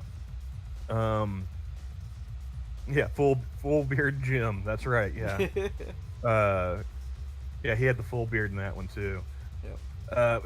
Who else was there? Yes, him, Max Martini. A couple other. Was that dude from Orange is the New Black, so Pablo something or another. Oh, he was in the Halo series as well. Apparently. Oh no! You watched that one?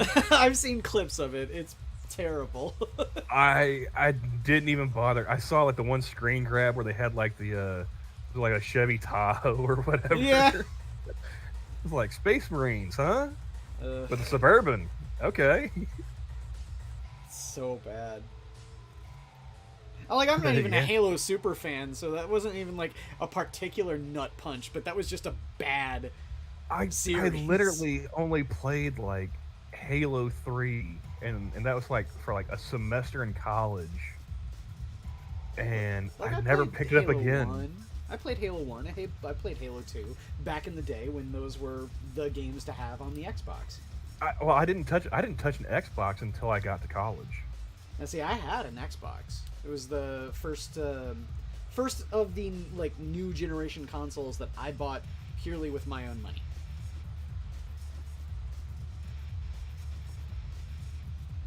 Yeah, fake Master Chief. He played Tonto. That's right.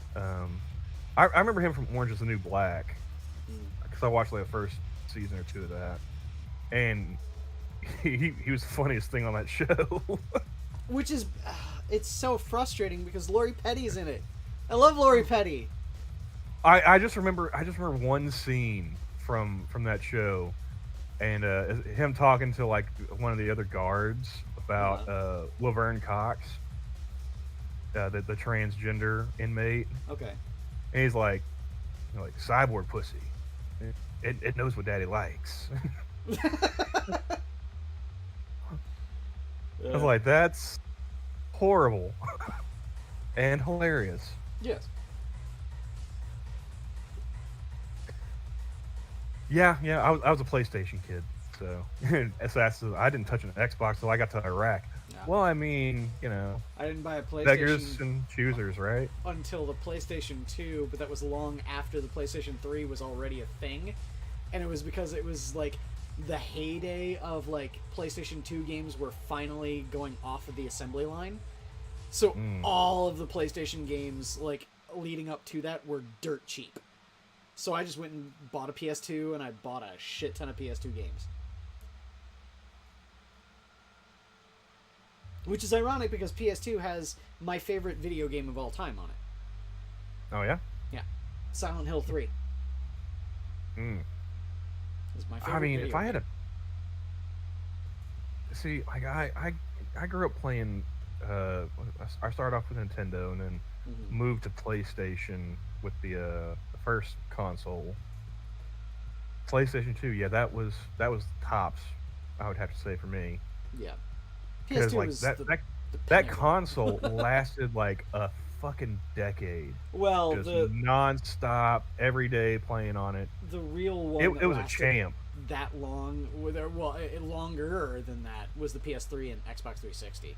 That generation of hardware lasted so fucking long. My PS3 didn't last half as long as my PS2. Well, my PS2 and PS3 still work. No. I would say if I had to pick a favorite game, it'd probably be one of my sports games. Just having the replay value. But barring those, I'd probably have to go with like one of the Hitman games. Hitman's a pretty good series. I'm not gonna say that it's not. They made shitty movies, but they made pretty good games. Yeah.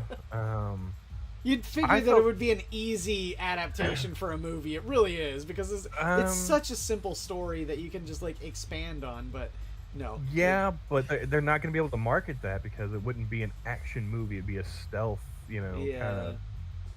Well, and I feel really bad for Timothy Oliphant too, because like I would have liked to to see him actually get a proper Hitman. I think people want movie. that. People want the espionage movie. Yeah. And they're just not getting it. Like the last series you could say was an espionage movie, an espionage thriller, was maybe like the Bourne series. But it's like, I don't know, man. That was still, really heavy on the action, though. It wasn't so much the espionage that was Matt Damon running around Europe. He's in the building. Sora liked the first Hitman movie. I like Timothy Olyphant, but yeah, that movie was not. It was not good.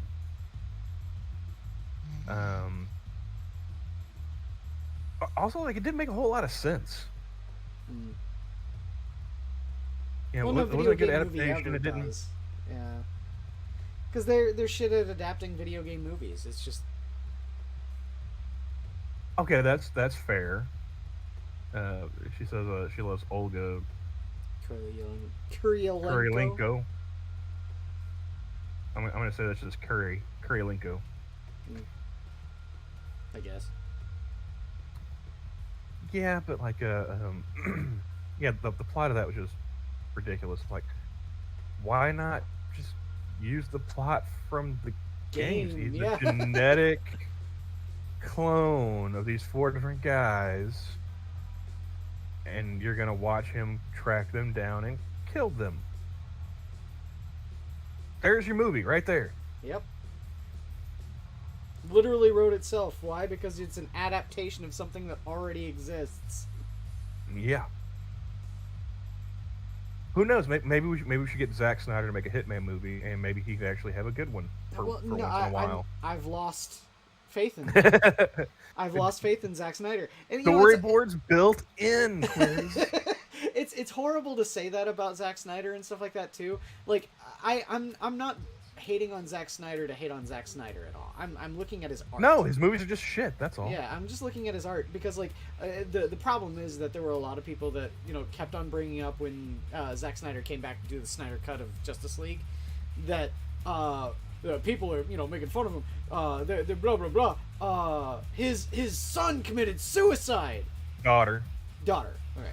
Daughter committed suicide. Like, which has no relevance whatsoever on us, talking about his movies. We're shitting on his movies because his movies are shit, not because his daughter killed herself. Yeah. I have no interest in talking about that. Yeah. I do feel bad for the guy and for his family. Same. That sucks. Yes, I wouldn't make a joke about that. Yeah. Unless it was really, really funny. Yeah, that's okay. That's a good point. Have you ever heard that Anthony Jeselnik joke about Eric Clapton? No. He's like, my son died the same way that Eric Clapton's did. Nope. For inspiration. I think Adam is having a good night here. Yeah. I will move him into the sleepy room. Into the sleepy room. Good night, Adam. Thanks for coming on, man. But yeah, that was his joke about like, my son died the same way that Eric Clapton's did for inspiration. Mm-hmm.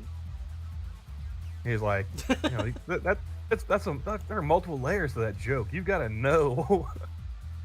You've got to know, A, who Eric Clapton is. Yep. The story B, behind it. how his son died. Yep. Oh man. It's just I used to love like needling my dad with jokes like that. Because he's a Clapton fan. I appreciate Clapton's music, but different eras and whatnot. Eric Clapton sucks. I mean, he did write a whole song about cocaine. But speaking of which, that's one of the jokes I would tell my father. It's like, hey, Dad, okay, what's the difference between a bag of cocaine and a baby? Eric Clapton won't let a bag of cocaine fall out of a window. That's a good point. And my dad gets so pissed. He's like, you know what? That happened after he was off of cocaine, and he wasn't even there. His girlfriend that left the window open. It's like, calm down, old man. It's like all of the 90s grunge kids that get angry when you tell the same jokes about fucking Kurt Cobain. Kurt Cobain, yeah. What has more brains than Kurt Cobain? His wall. The wall behind him. Yeah. What color were Kurt Cobain's eyes? I don't know. Blue. One blue that way, one blue that way. I couldn't remember exactly where the punchline led with that one. I was gonna be like, I don't know, gunmetal blue. Yeah.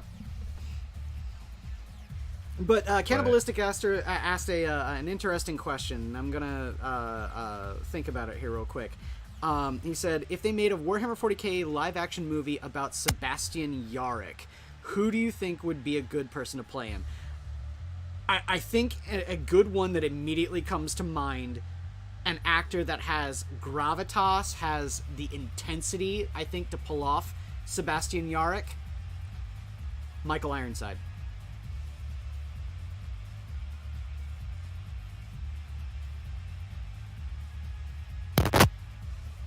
Hands down, I think Michael Ironside would be the best. I haven't seen Michael Ironside in anything in forever. Mm-hmm. Well, that's another good reason to cast him into fucking Warhammer. How old is he now, though? Well, see, that's the beauty of it. Okay, so let's look it up. Michael. While you're looking that up, I'm gonna step away for just a second. Sure. I'll be right back.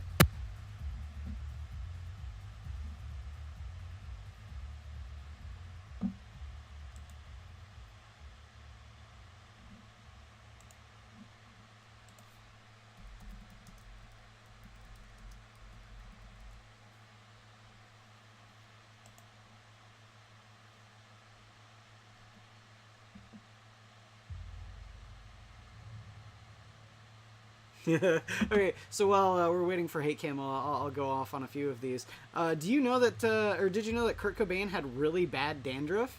Yeah, they found his head and shoulders behind the couch. Why did Nirvana stop doing press conferences? Because Kurt Cobain was always shooting his mouth off. Why did the Whale and Kurt Cobain have in common? They both have holes in their heads. How does Kurt Cobain collect his thoughts? With a dustbuster. Why doesn't Kurt Cobain ever drive? Because he'd rather ride shotgun. What Beatles song ruined Kurt Cobain's life? All You Need Is Courtney Love. What color were Kurt Cobain's eyes? Blue. One blue that way, one blue this way. What has more brains than Kurt Cobain? His wall. What was the last thing that went through Kurt Cobain's mind when he shot himself? The roof of his mouth. What was Kurt Cobain's greatest release? The safety button. What was Kurt Cobain's last hit? The floor. What does Kurt Cobain want for Christmas? His 2 front teeth. What should Kurt Cobain do if he were here right now? Stink. So how old is Michael Ironside? He is 72 years old. Okay? And here's the beauty of it. Sebastian Yarrick, the character that specifically Cannibalistic asked about, he's known as, for the Imperials, the old man of Hades' hive. Okay. And the orcs call him Old Balai. So him being an older gentleman would not be a detriment. Well, it's actually preferable. And like I said, Michael Ironside has the intensity to bring fucking Sebastian Yarrick to life. Yeah, because I'm trying to think, like, what was the last thing I saw him in?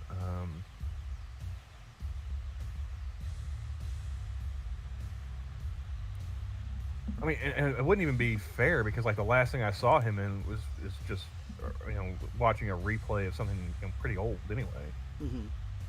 Well, let's see here. I'll bring up his IMDb. And it wasn't even like live action. It was that heavy metal movie. Oh, well, he's the animated one. He's Darkseid in the Harley Quinn show. The voice of Darkseid. I haven't watched any DC stuff. Really. Let's say I haven't watched that series in particular because I think they did Harley Quinn dirty. But the last movie he was in was a TV movie called Pumpkin Everything in 2022. I still haven't seen Nobody. I need to get around to it. I've heard really great things. I like Bob Odenkirk, and I think it'd be interesting to see him in like a John Wick style movie. But I just haven't gotten around to watching it. I need to. Hang on. What is this? Is this really an Asylum movie? What? I found this movie here. Hold on.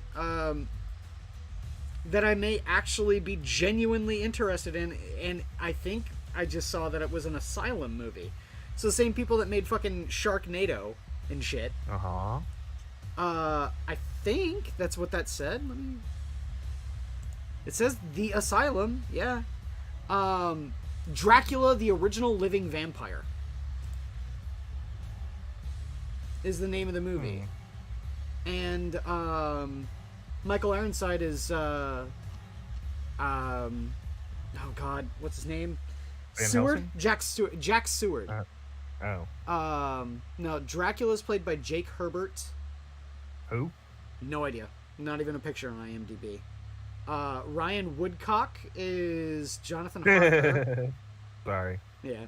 Lily Davies? India Lily Davies. No idea. Is Mina Murray. Stuart Packer is Captain Reinfeld. That name sounds familiar, but... I say I'm looking only at people that actually have fucking pictures. He's known for Mission of Honor, It Came From Below, and Banglatown? No idea. But it's so weird because, like, this actually looks, at least the trailer looks kind of good, which is something I would never, ever, ever say about a fucking Asylum movie.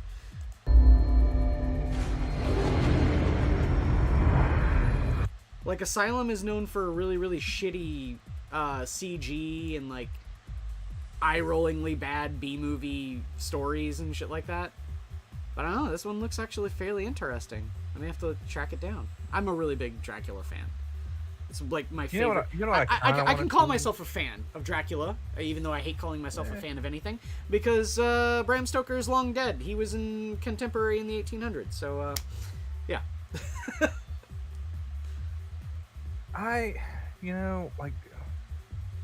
My freshman English teacher well ruined the monster genre for me. Really? Frankenstein. Oh, Frankenstein, yeah. Well, I mean, yeah, Frankenstein is like when you have to clinically sit there and just read Frankenstein for the bullshit of getting a grade in English class, and you have to read it.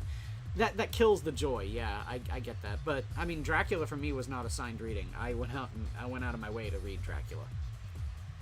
Well, I mean, just because she also put a big emphasis on Mary Shelley and Bram Stoker being contemporaries and whatnot. Yeah, well, you know who was a contemporary of both of them as well? H.P. Lovecraft. Thankfully, she never brought him up because that probably would have sullied it for me as well. Oh, with the whole racist thing? No. I mean, just she was very enthusiastic about reading Frankenstein. Okay. And she was throwing out Bram Stoker and this and that, they were all contemporaries and so on and so forth, and okay, well, that I read through that book once and it was such a slog for me. And the one saving grace was she also would have us watching movies in class, and so for Frankenstein we got to watch Young Frankenstein. Yay! Yeah, that's a good one. Yeah, it was one of the that, and we watched To Kill a Mockingbird with Gregory Peck. Oh, okay. And a very young Robert Duvall. Mm-hmm. But then we also had to watch the oh my god, Leonardo DiCaprio. Assassin of the Grey. I was forced to read Catcher in the Rye. It sucked. I 100% agree with you, my man. The books that I was forced to read in high school that I absolutely loathe because of it. There's two in particular. Number one was Catcher in the Rye. Number two was fucking The Great Gatsby. I loathe that book with every fiber of my being. There are three for me that I could not stand being forced to read in high school. Mm-hmm. Lord of the Flies. Okay. Frankenstein, and The Scarlet Letter. Oh, Scarlet Letter. Okay, that's interesting. Yeah. The Scarlet Letter is just was like junior year too, like when we started doing American literature. Yeah. And I just like, this is boring. Yeah. You know, and but Nathaniel Hawthorne, it's a classic. I was like, I don't know why his writing sucks. Yeah. Holden Caulfield is a despicable character, dude. Like, seriously, he is the worst. You don't prop up this kind of person as a fucking protagonist. Your protagonist should not complain the entire time you're reading the fucking book. Well, I mean, that's part of the problem I had with Frankenstein. It's like, yeah, you're a grotesque, 7-foot monster, but you're also a genius who learned French in like a weekend. Yeah. What are you complaining about, dude? Go join the circus. Become part of a freak show. Make some money. Quit your bitching. Mm-hmm. But yeah, like it's like Scarlet Letter. How are you gonna make a story about adultery so boring? Boring and but see, not like, titillating. There was another one that I really didn't like either. It was Of Mice and Men. I don't like John Steinbeck like at all. Ugh. But The Grapes of Wrath. Yeah, fuck that guy. Yeah. But we had to read all of that. I remember one of the things that I thought was really funny is we watched the one movie of Mice and Men, and it is the guy that does CSI New York, the main character. Gary Sinise. Gary Sinise. He's George. Lieutenant Dan. Well, yeah. He's George in that movie adaptation of Mice and Men, and we watched that one. And when George stands up and shoots Lenny in the back of the head, I actually gave the movie a standing ovation. Standing ovation. It's so dramatic and horrible. I remember he didn't one mean time to hurt anyone. Well, he did, and therefore got justice. So fuck Lenny. I remember one time, like Adam and I were talking before a stream, and we were talking about like Endgame, like Avengers Endgame, and you come in, from doing something else, and you're like, "Are you guys talking about Of Mice and Men?" Like, what? No. Like, I don't know about Adam, but I'm definitely not that cultured. I've never even read the book. It's bad. Okay. You know about Of Mice and Men, even though you don't know. You ever watch any Looney Tunes cartoons where you had I will hug him and pet him and name him George? Yeah. What was her name? Elmira. Yeah. Well, Elmira too. Yeah. All of that is based off of Lenny in Of Mice and Men. I mean, I'm somewhat familiar with it. Yes. Yeah. Cultural osmosis, but I've never sat down and actually read that. And I'm sorry, Sora, I have to disagree. I love The Crucible. Assassin is taller than Gary Sinise. Yeah, well, I mean, with actors, I pretty well assume that I'm taller than most of them. Oh, yeah. I mean, maybe some like giants like Benedict Cumberbatch. You may not be, but you know. Well, how tall is he? I think he's like 6'4". Bullshit. 6'4", 6'5". Really? Yeah, he's supposed to be really tall. I don't believe that. I mean, he's wearing lifts or something, man. He's got something in his shoes. He's not. There's no way. Oh, okay, no, it's 6. He's 6 foot even. Yeah, okay. I was gonna say, there's no way he's taller than me. Yeah. Well, Martin Freeman. Yeah, Gary Sinise is cool though. Yeah, that's like that's I'd be standing taller than Martin Freeman. Doesn't mean that I don't really like the characters he plays. I was gonna say if Benedict Cumberbatch is like 6'5", then Martin Freeman's got to be like my height, and there's no way. Yeah, no, Martin Freeman's 5'7". Oh, wow. Okay. Yeah. I'm taller than Martin Freeman. I remember like Tom Cruise is like 5'9". Like, oh yeah. That was like I the doubt biggest problem that. I had. Well, I mean, maybe when he's wearing his pumps, right? Yeah. But that was the biggest problem I had with him playing Jack Reacher's. Like, he's not even 6 feet tall. Jack Reacher's 6'5". Yeah. It's like, Sora, okay, so Spittle Buggies is talking about the Raven, and of course the Raven is like a staple of Gothic fiction. Edgar Allan Poe, the Raven. yeah. We did read some Poe in, I think, freshman year. Edgar Allan Poe is great. I love Edgar Allan Poe. Oh shit! What she even let us watch like some old Vincent Price. Oh fuck yeah! For that one. Hell yeah. The Raven and Telltale Heart. The Mask of the Red Death. Oh, Mask of the Red Death. Yeah. I say. Yeah. Oh, yeah, God, we read the Telltale Heart. Oh, we definitely the read Cask of Amontillado. Yeah, Cask of Amontillado. Yeah. Oh, yeah, I love that one. That is my favorite. So yeah, like I mean, there were ups and downs in that freshman English class.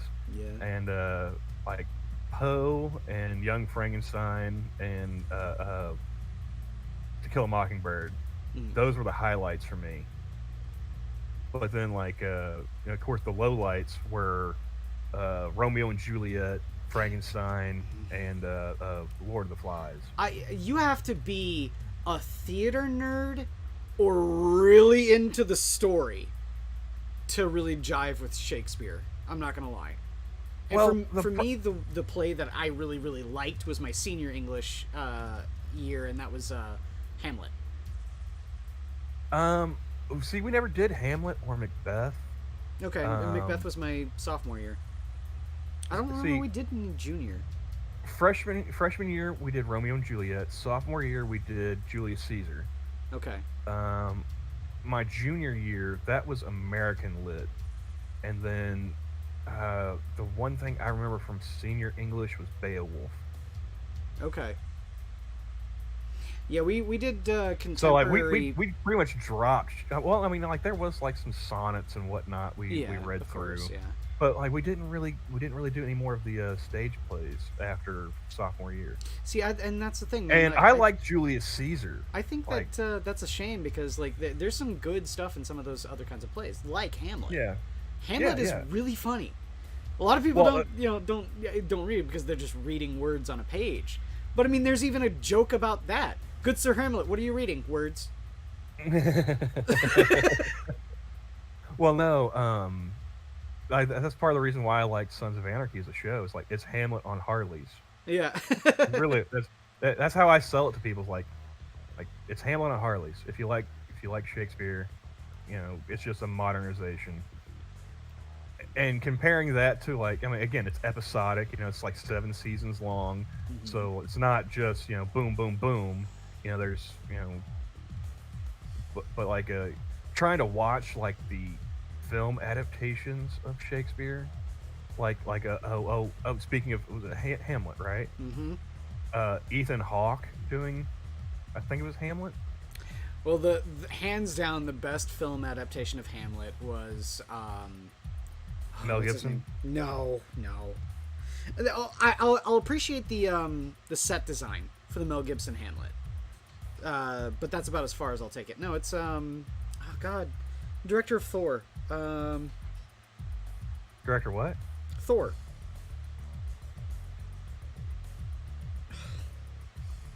Not Taika Waititi. Begins with a K. Kenneth Branagh.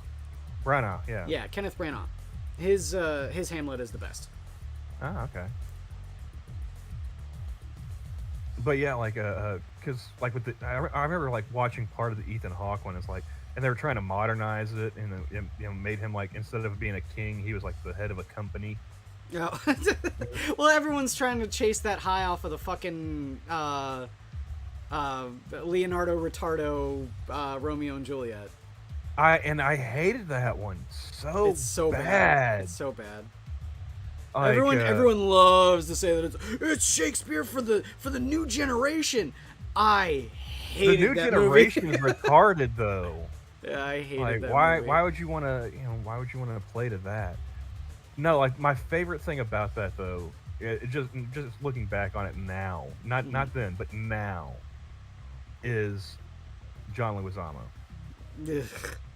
How many times have we seen him bitch about somebody getting a role. It's like with Chris Pratt in the Mario movie, or another one I like to bring up. He complained about Al Pacino playing a Puerto Rican in Carlito's Way, which a movie he was in, by the way. Yeah. It's like, so did you complain to him to his face? Did you complain to Brian De Palma? Like, why are we just hearing about this now, John? But like, I like him being in Romeo and Juliet because like, hey, John, you know how you feel about these non-Hispanic actors playing Hispanic characters? Mm-hmm. You're not Italian, motherfucker. You are not from Verona, good sir. But he's allowed. Come on, he's allowed. No. Rules for thee and rules for me. Guess what? John Leguizamo, also not French. Yeah. Also not a tranny. Well, no, like wasn't he in like Moulin Rouge or whatever? Oh, I was talking about Tu Wong Fu. Yeah. Well, I mean, with that one, that was a diverse cast. So I mean, fucking Patrick Swayze and Wesley Snipes stole that movie. Yeah. John Leguizamo should count himself lucky to be in that movie. Well, I mean, for a couple of different reasons. A, he was alongside those two, and they did steal that movie. But also, compared to Swayze and Snipes, John actually almost passed as a woman. Yeah. There's no way that I'm gonna be convinced that Wesley Snipes is a woman. I mean, between Wesley's shoulders and Patrick's jawline, there's no convincing me that that's a woman. Like I was a kid when that movie came out, and Mama Camel loved that movie. Oh yeah. And I spent like a good year after that movie came out, just like, why is the dude from Roadhouse in a dress? What? I was thinking, why is the dude from Point Break in a dress? yeah, that too. Yeah. But then also it's like, why is Blade in a wig? I love that movie. It's a good movie. It's unironically a good movie. I haven't seen it since the 90s. Yeah, I haven't seen it forever either, but I do have really fond memories of it. I remember it being a really good movie. Unironically a good movie. I have fond memories of trying to figure out why people liked it as a kid. It's like, I don't understand this. I mean, I'm also a sucker for that kind of dumb movie plot. Another movie I absolutely adore, I recognize its faults and everything like that, but I love it, is the Elvira movie, Mistress of the Dark. Oh, man, I haven't seen that. And that's pretty much the same plot. She gets stranded in a podunk town that doesn't accept her, and she has to slowly bring people around. Yeah. Good old Cassandra Peterson. Oof. Woof. Even when she was in her 70s, she was still hot. Back in the day. Yeah. Woof indeed. No, like I remember for me, like as a kid, I was like, was it Friday or Saturday night? I want to say it's Saturday nights. Either catch like some old Elvira stuff or Joe Bob Briggs doing like the horror movies. Sure. Yeah, he used to have I think it was TNT. TNT, that's it. Yes. TNT. Yeah. He'd have like the weekend like creature double feature or whatever. Yeah. Like monster movies. Mm-hmm. And that's that's the one where like I saw that Wes Craven movie with a Deadly Friend or whatever. Okay. And I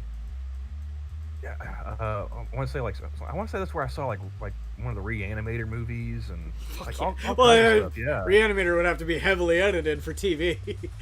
No, because it was like after midnight. Well, okay, dude. I mean, it was still edited, yes, but not super heavy. Yeah. Because it was it was late night monster. All I gotta movie. say is, Like, dude, that was the whole remember point. going down on a woman with a severed head. I don't think it was that one. Okay. Like I said, it was one of, not. Because yeah, like there's. If you know what I mean, and I think you do. Yeah.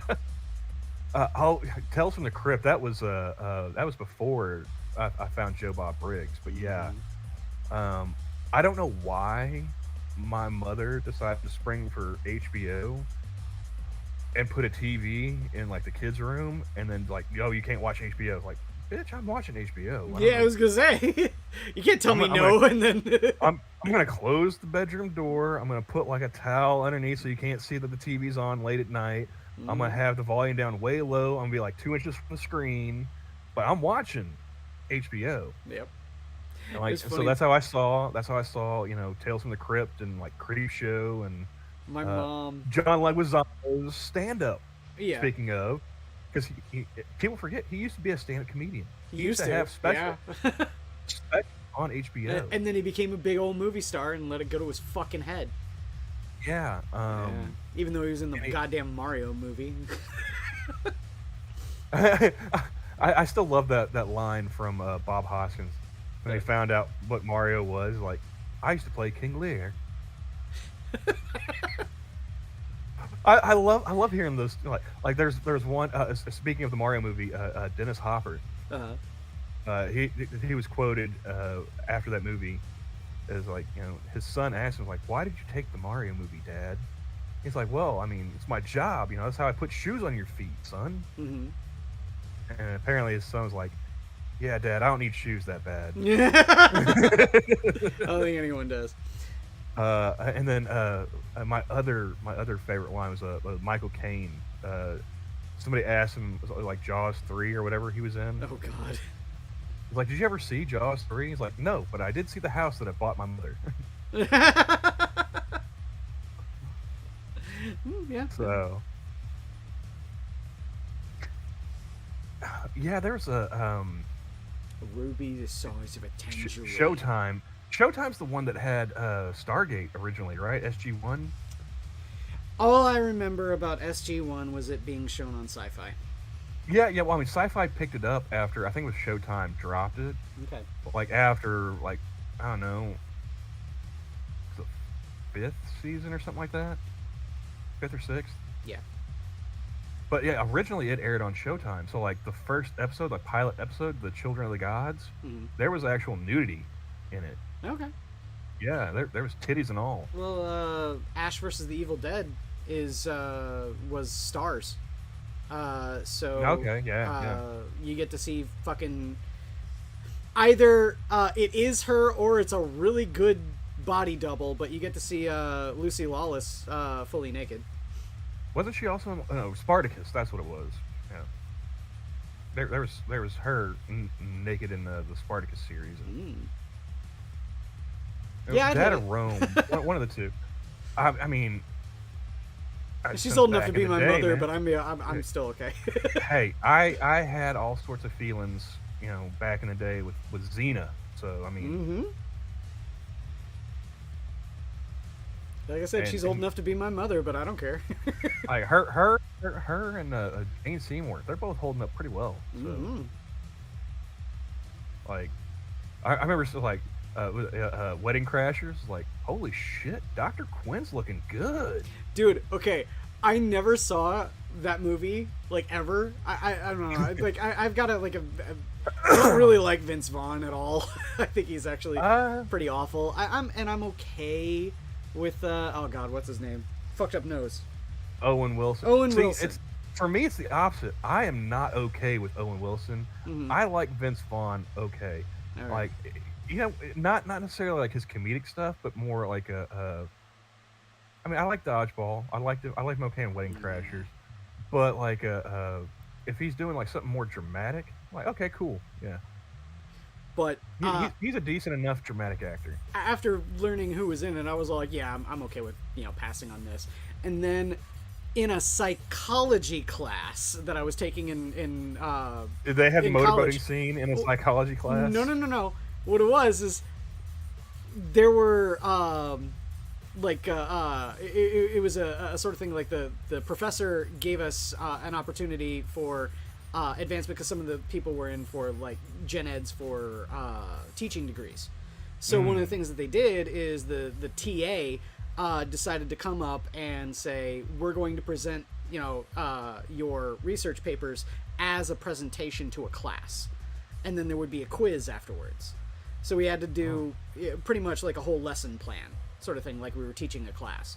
And this one girl, for one of her topics, she decided to make a quiz show where if the person got the most answers right would win a prize. And the prize, it turned out, was a DVD copy of Wedding Crashers.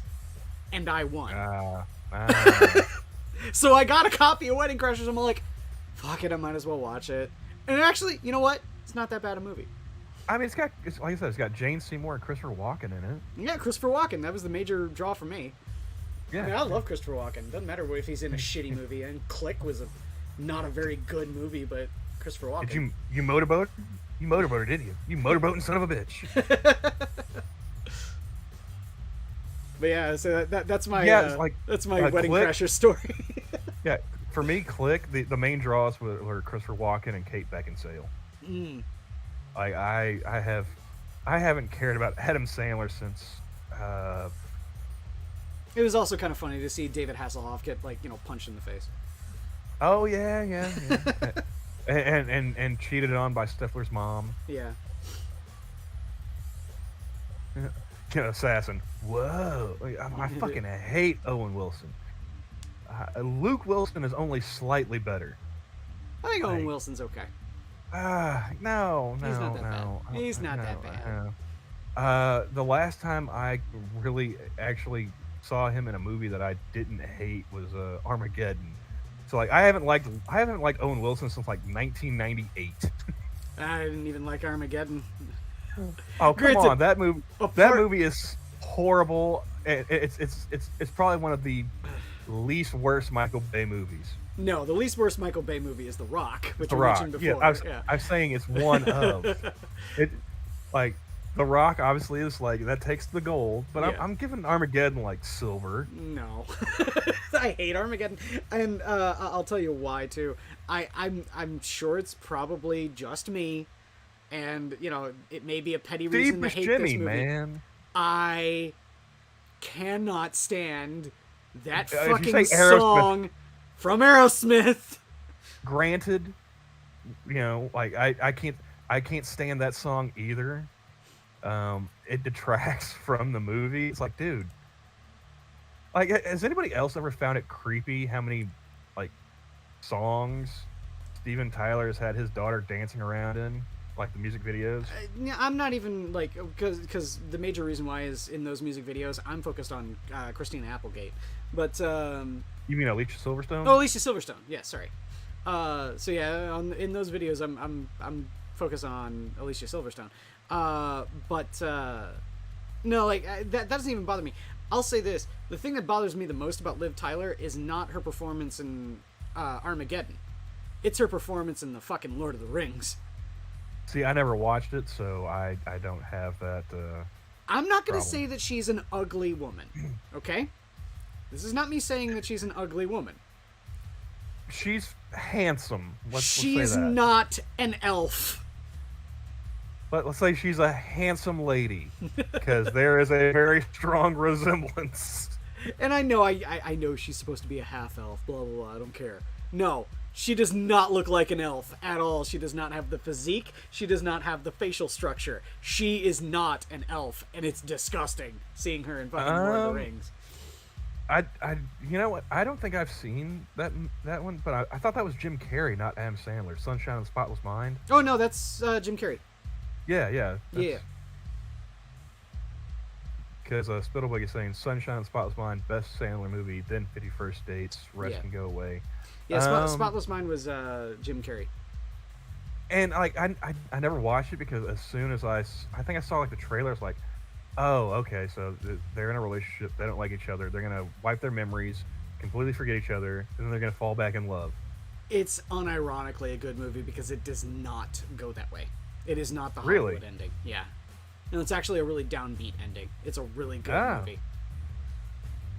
I would say I'm really into the arty farty shit like that when it comes to comedic actors. When a comedic actor makes a good dramatic performance, I get really interested. Okay? Yeah. My favorite movie of all time stars Will Ferrell. And I hate Fiction. Yeah, and I hate Will Ferrell's comedy. I hate it. See, that movie turned me around on Will Ferrell, and the other guys really kind of cemented it. Because up until then, I didn't like Will Ferrell either. Yeah. Still really don't. I didn't really like any of his Saturday Night Live skits. I mean, Celebrity Jeopardy. That's not just him though. Yeah. Yeah, he's Trebek, but I mean, it was more Daryl Hammond as Sean Connery. Yeah, of course, yeah. Or Norm as Burt Reynolds. Yep. So he wasn't the draw for those. And that's really the only one of his that I can really remember. And Stranger Than Fiction is another movie too. It's artistic and it's sort of like it was dour and then gets an uplifting ending. And you can see the tragedy, and if it ends here, it's a tragedy. But then continuing on, it becomes a comedy. And he's breakdown playing of it that, the so same good. thing. The same reason I like that one and the other guys is he's playing it straight. Yeah, he's the straight Everything man. around him is absurd. Is the comedy. Yeah, everyone else is the comedy. He's the straight Yeah. man. Like Dustin And Hoffman is infinitely funnier in that movie than fucking Will Ferrell. Yeah. It was just funny seeing him, like the other guys. Marky Mark and Michael Keaton are infinitely more hilarious than him in that movie. Yep. Spittle Buggies. Sandler was in 50 First Dates. It was him. Yeah, Sandler was 50 First Dates. Drew Barrymore. Now, there's a couple of Sandler movies where he did dramatic acting. And I hate to be pretentious here, but I love one of them. Rain Over Me. Rain Over Me. Punch Drunk Love. Yep. I love Rain Over Me. I've never got around to watching it. It's not so good. Because I just don't. It's hard for me to watch those downer kind of movies. It does have an uplifting ending, though. But I mean, you gotta get through the downer to get to the uplifting, and that's true. And it does hard. It is heart-wrenching for that one too. With that subject matter, man. I'm assuming then you know what the movie's about. Is that his family died in 9/11? Right. Yeah, the whole thing about it afterwards is the fact that Don Cheadle's character reconnecting with him is what gets him to move past it. And with therapy and everything like that, because at his lowest point in the movie, he tries to commit suicide by cop. He gets a gun with no bullets and points it at the cops, begging them to shoot him. And that scene in particular, you're feeling it. So I hate Adam Sandler's comedy. I hate it so much, but I will not say anything bad over Rain Over Me. See, when I heard what that movie was about, I was like, I was willing to concede without seeing it. It's like, I bet you it's a good movie, but I don't want to watch it. Yeah. And it's like I never saw Punch Drunk Love either. I heard that was a good one. I've heard Punch Drunk Love is okay. Yeah. But I'd probably watch that one before I'd be willingly watch Rain Over Me. Yeah. And that is nothing against that movie. It's just like I don't. Even now, 20 years later, it's like I don't want to revisit that. Yeah, and like I said, it really grips your heart and squeezes, in my opinion. Yeah, I know a lot of people don't like that movie and they'll disagree with me, forever. And you have the right. I'm not going to sit here and dictate to you your taste. I'm just saying that for me, it was a very impactful movie, which I would never thought I would ever say about Adam Sandler ever. What's that one, that newer one he had with Kevin Garnett was in it? I think it was a Netflix deal or something. I have no idea. I haven't. He's like a jeweler with a gambling problem. Oh fuck! Uncut Diamonds. Oh, that's okay. Yeah. See, I never remember the name. Yeah. Mama Camel, she apparently liked that before she passed away. It's like, maybe I'll get around to watching that one. I've heard that one's really good too. Yeah, but yeah. I don't know. For me, it's like, for me, the major problem with that one though is that you could tell in some of those scenes he was still trying to be funny, and it's all like the subject matter does not lend to you being a clown, Adam. Right. I think 51st Dates was probably like the dropping off point for me. Like after that, I stopped caring about Adam Sandler movies. For me, I never really did to begin with. Well, I mean, I'm a few years younger than you, so like when those movies were coming out, I was still a kid. Yeah. Like Billy Madison and Happy Gilmore and all that stuff. I remember taking a date to Waterboy. The Waterboy. Think about how lame that is. I took a date to the Waterboy. I mean, if you didn't leave the movie going, you can do it. You can do it. Do it all night long. I mean, then you wasted a couple hours. I tried to parlay that, but mixed results. But yeah, like after like 51st Dates, because like I thought that was still a decent enough movie, But yeah, like after that, I really stopped caring. Yeah. Like I said, Click. The draw for that for me was Christopher Walken and Kate Beckinsale. Mm-hmm. And then, because Kate Beckinsale, man, like she had my attention from Underworld going forward until about last year. It's like you dated Pete Davidson. What's wrong with you, woman? You dated Pete Davidson. I have a shot. No. It's like yeah, sure, I probably have a shot, but I don't want to take it now. Yeah. Because guess what? You're probably gonna need a shot after taking that shot. That man looks like heroin with shoes. Yeah. So, why is Rob Schneider, whose character is a Cajun, and talking like a Macon from L.A. Gangland? Yeah. I mean, I'll say I agree with what Johnny Utah, Jeff said on Sleepy Cabin all those years ago, back in 2014, when the animators from Newgrounds all got together and made their own like little animation studio for a little while called Sleepy Cabin, on one of the Sleepy Casts, which is a little podcast that they did. He said that Rob Schneider is only guilty of being the most successful worthless coattail writer in history. I don't know, man. Like, you ever see his stand-up? I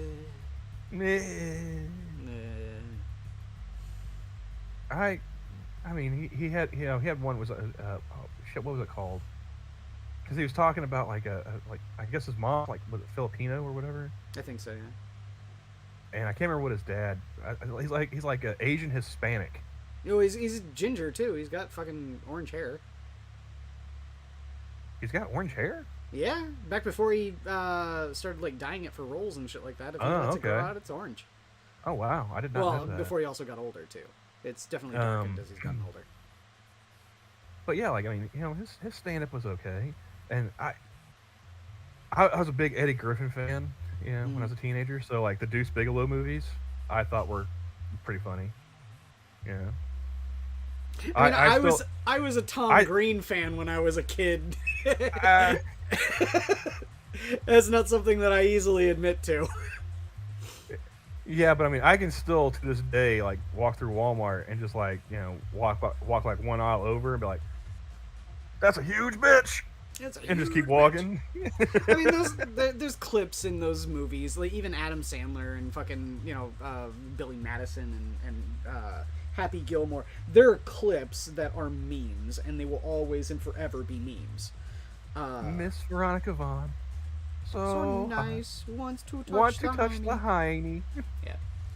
That shampoo is better because I clean the hair. No, conditioner is better because I make the hair silky and smooth. Stop looking at me, Swan! So, yeah, no, like, there are those like, and that's the thing. Those like quoting these things is physically hurting me because I do not find Adam Sandler funny. But they are memes, and regardless of whether or not you find them funny, they are part of the pop culture, zeitgeist. You will hear and see them. I mean, at least until my generation dies off, yeah. Yep. I don't know how much staying power we'll have past our generation. Yeah, probably not, yeah. All depends on how it gets perpetuated, because, how popular was Never Gonna Give You Up until its revival? Oh, I don't know. To be honest with you. It probably tanked down in popularity. It was a one-hit wonder sort of thing in the 80s, and then no one remembered it from the 90s, and then now that internet culture has been a thing ever since 2004, and Rickrolling is a thing. Yeah, just been Rickrolling like crazy for the past 20 years. Billions upon billions of views to that video. And like, there's one like you pointed out like on Twitter a few weeks back, like, that's clever. The banner where you got to read it like Oh yeah, up, down. Well, it looks like a it looks like an eye test. Yeah, an eye test. Yeah, but if you read it vertically, top to bottom, left to right, yeah, it says "Never Gonna Give You Up, Never Gonna Lay You Down." It's all the lyrics to "Never Gonna Give You Up."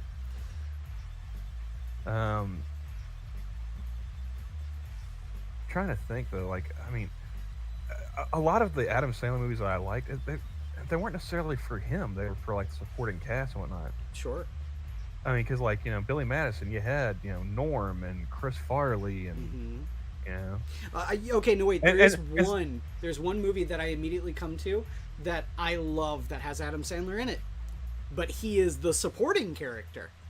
Airheads. Airheads, yes, I love that movie. Also, Steve Buscemi. Yes, and Brendan Fraser. Wasn't there somebody else too, or was it just them, the three of them? Oh, God, what's his name? He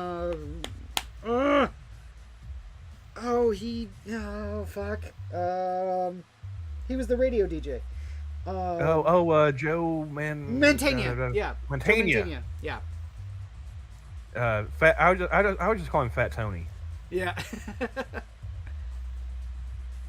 Like, it's that dude, from The Simpsons. Well, I would either go with like The Simpsons or Baby's Day Out. Baby's Day Day Out, movie? Yeah. But then it's like he got on Criminal Minds. It's like, yeah, that guy that replaced Mandy Patinkin. You know, that guy. Mandy Patinkin's also an amazing actor. I fucking love him in Dead Like Me. I liked him in Homeland. I watched like the first 2 or 3 seasons of that. When they finally killed off Damian Lewis's character, that's when I kind of lost interest. Yeah, he was a cop in Airheads, but he was the bus driver in Billy Madison. Yeah. So Chris Farley is another one. Like, I don't know, I can't hate on Chris Farley's movies because going into a Chris Farley movie, you know what you're getting because it's Chris Farley. Yeah. His shtick is the same regardless of what it is. Batman in a little coat. So it's like you can't hate on that because then if you're hating on it, then you only have yourself to blame. Yeah. Do I find it funny all the time? Probably not. Do I still like some of the movies? Yeah. In fact, actually, I really, really like Beverly Hills Ninja. That's the dumbest movie in the fucking world, but I love that movie. I still like Tommy Boy.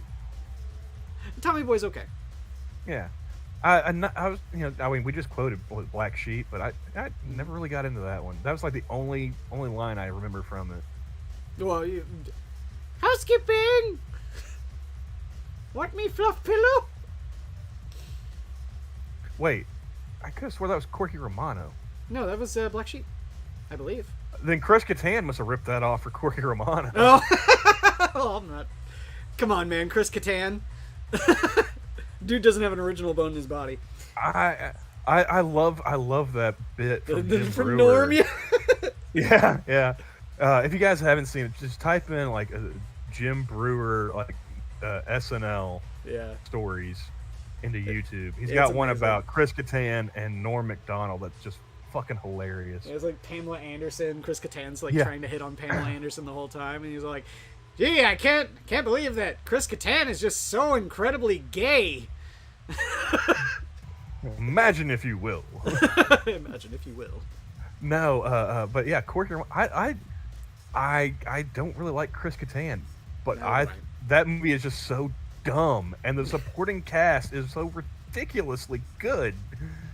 I mean, you got Peter Falk, and Peter Berg, and Chris Penn, and they're playing support to this moron. It's like, what? I'm trying to think of a really, really dumb comedy movie that I actually really still do like. Like, it's like almost embarrassing that I still like. Undercover Brother. Well, no, that one's pretty legit. Okay. Yeah, but that's another one's got Chris Kattan in it. Like, there's only like 3 movies I can think of that have Chris Kattan. It's Corky Romano, Undercover Brother, and A Night at the Roxbury. Yeah. And Night at the Roxbury, everyone knows. The funny thing is about Night at the Roxbury, every single person can immediately like imagine what you're talking about with Night at the Roxbury, but no one can tell you what that movie's about. Oh, I can still tell you what that movie's about. I saw that movie in the theater, and I can't tell you what it's about. They're trying to make it big in the nightclub scene. Yeah.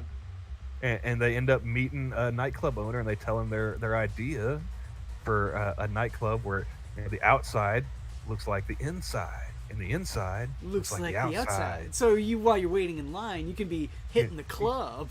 Yeah, so you got like these comfy chairs and all this like when you get inside. The inside, it looks like an alley. Yeah. Yeah.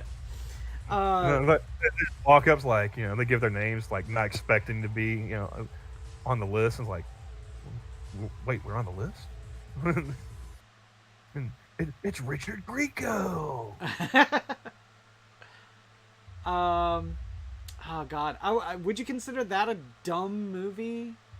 A Night at the Roxbury? Absolutely. Well, no, I'm talking about the one that immediately comes to mind. I'm looking at my DVD collection here. Death to Smoochie. Oh God, it's been so long since I've seen that movie. I'm not sure if I would consider that dumb. Not really. No, I mean it's Robin Williams and Edward Norton, so like that gives it some credit in my book. I had to go back and watch it again. It's been so long. I love that movie. It's so good. It's been so long, man. I barely remember part of like the plot. I'd have to go back and watch it again. I'm telling you, I don't think I've seen that since the 90s. I'm telling you, Assassin of the Grey. I 100% agree with you about Will Ferrell. Yeah. Watch Stranger Than Fiction. That movie is amazing. Again, yeah, Stranger Than Fiction and The Other Guys are the only 2 movies that I really can sit there and watch him and not be like, oh, fuck this. For the longest time, I hated Talladega Nights. So did I. Well, the thing it's kind of like Napoleon Dynamite with me. Like everyone was talking about it. Yeah, same. Yeah. So, but I really kind of avoided a lot of the people who were talking about Napoleon Dynamite, and I saw that movie way after its popularity. I still refuse on principle.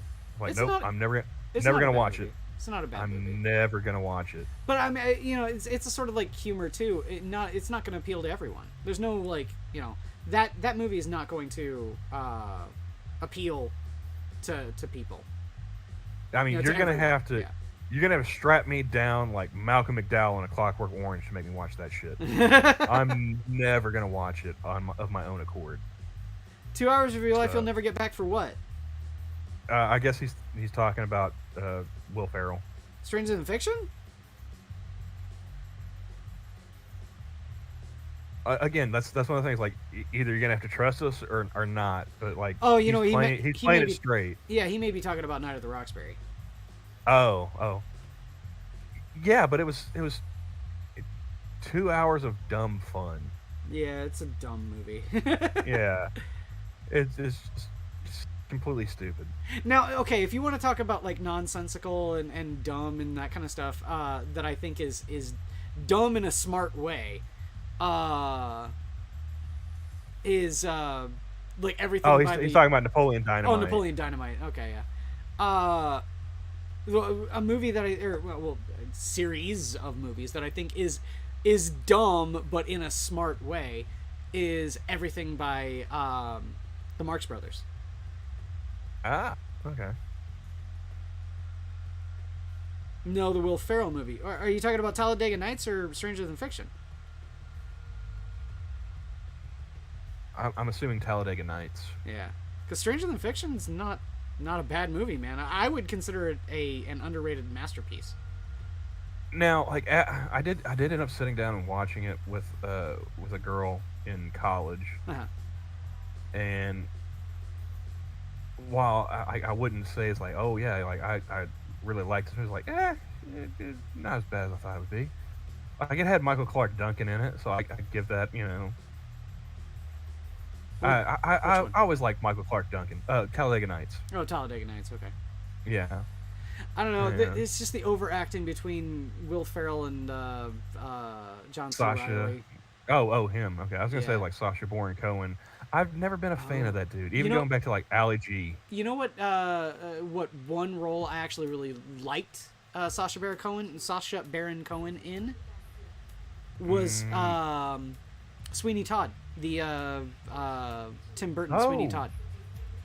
You know, I didn't even remember him being in that. I remember Johnny Depp and Helena Bonham Carter. Yeah, he's the barber that recognizes Todd. Oh, okay. The street barber. Yeah, who gets his throat cut. The first victim of Sweeney Todd. Yeah, he's that's Sacha Baron Cohen. Oh, okay. Yeah. I did not recognize him at all. I'm telling you, man. I 100% agree with you that Will Ferrell isn't funny. Watch Stranger Than Fiction.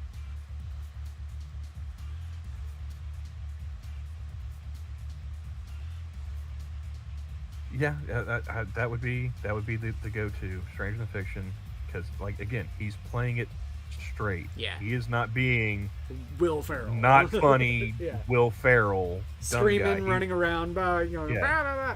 He's playing that fucking IRS agent. yeah.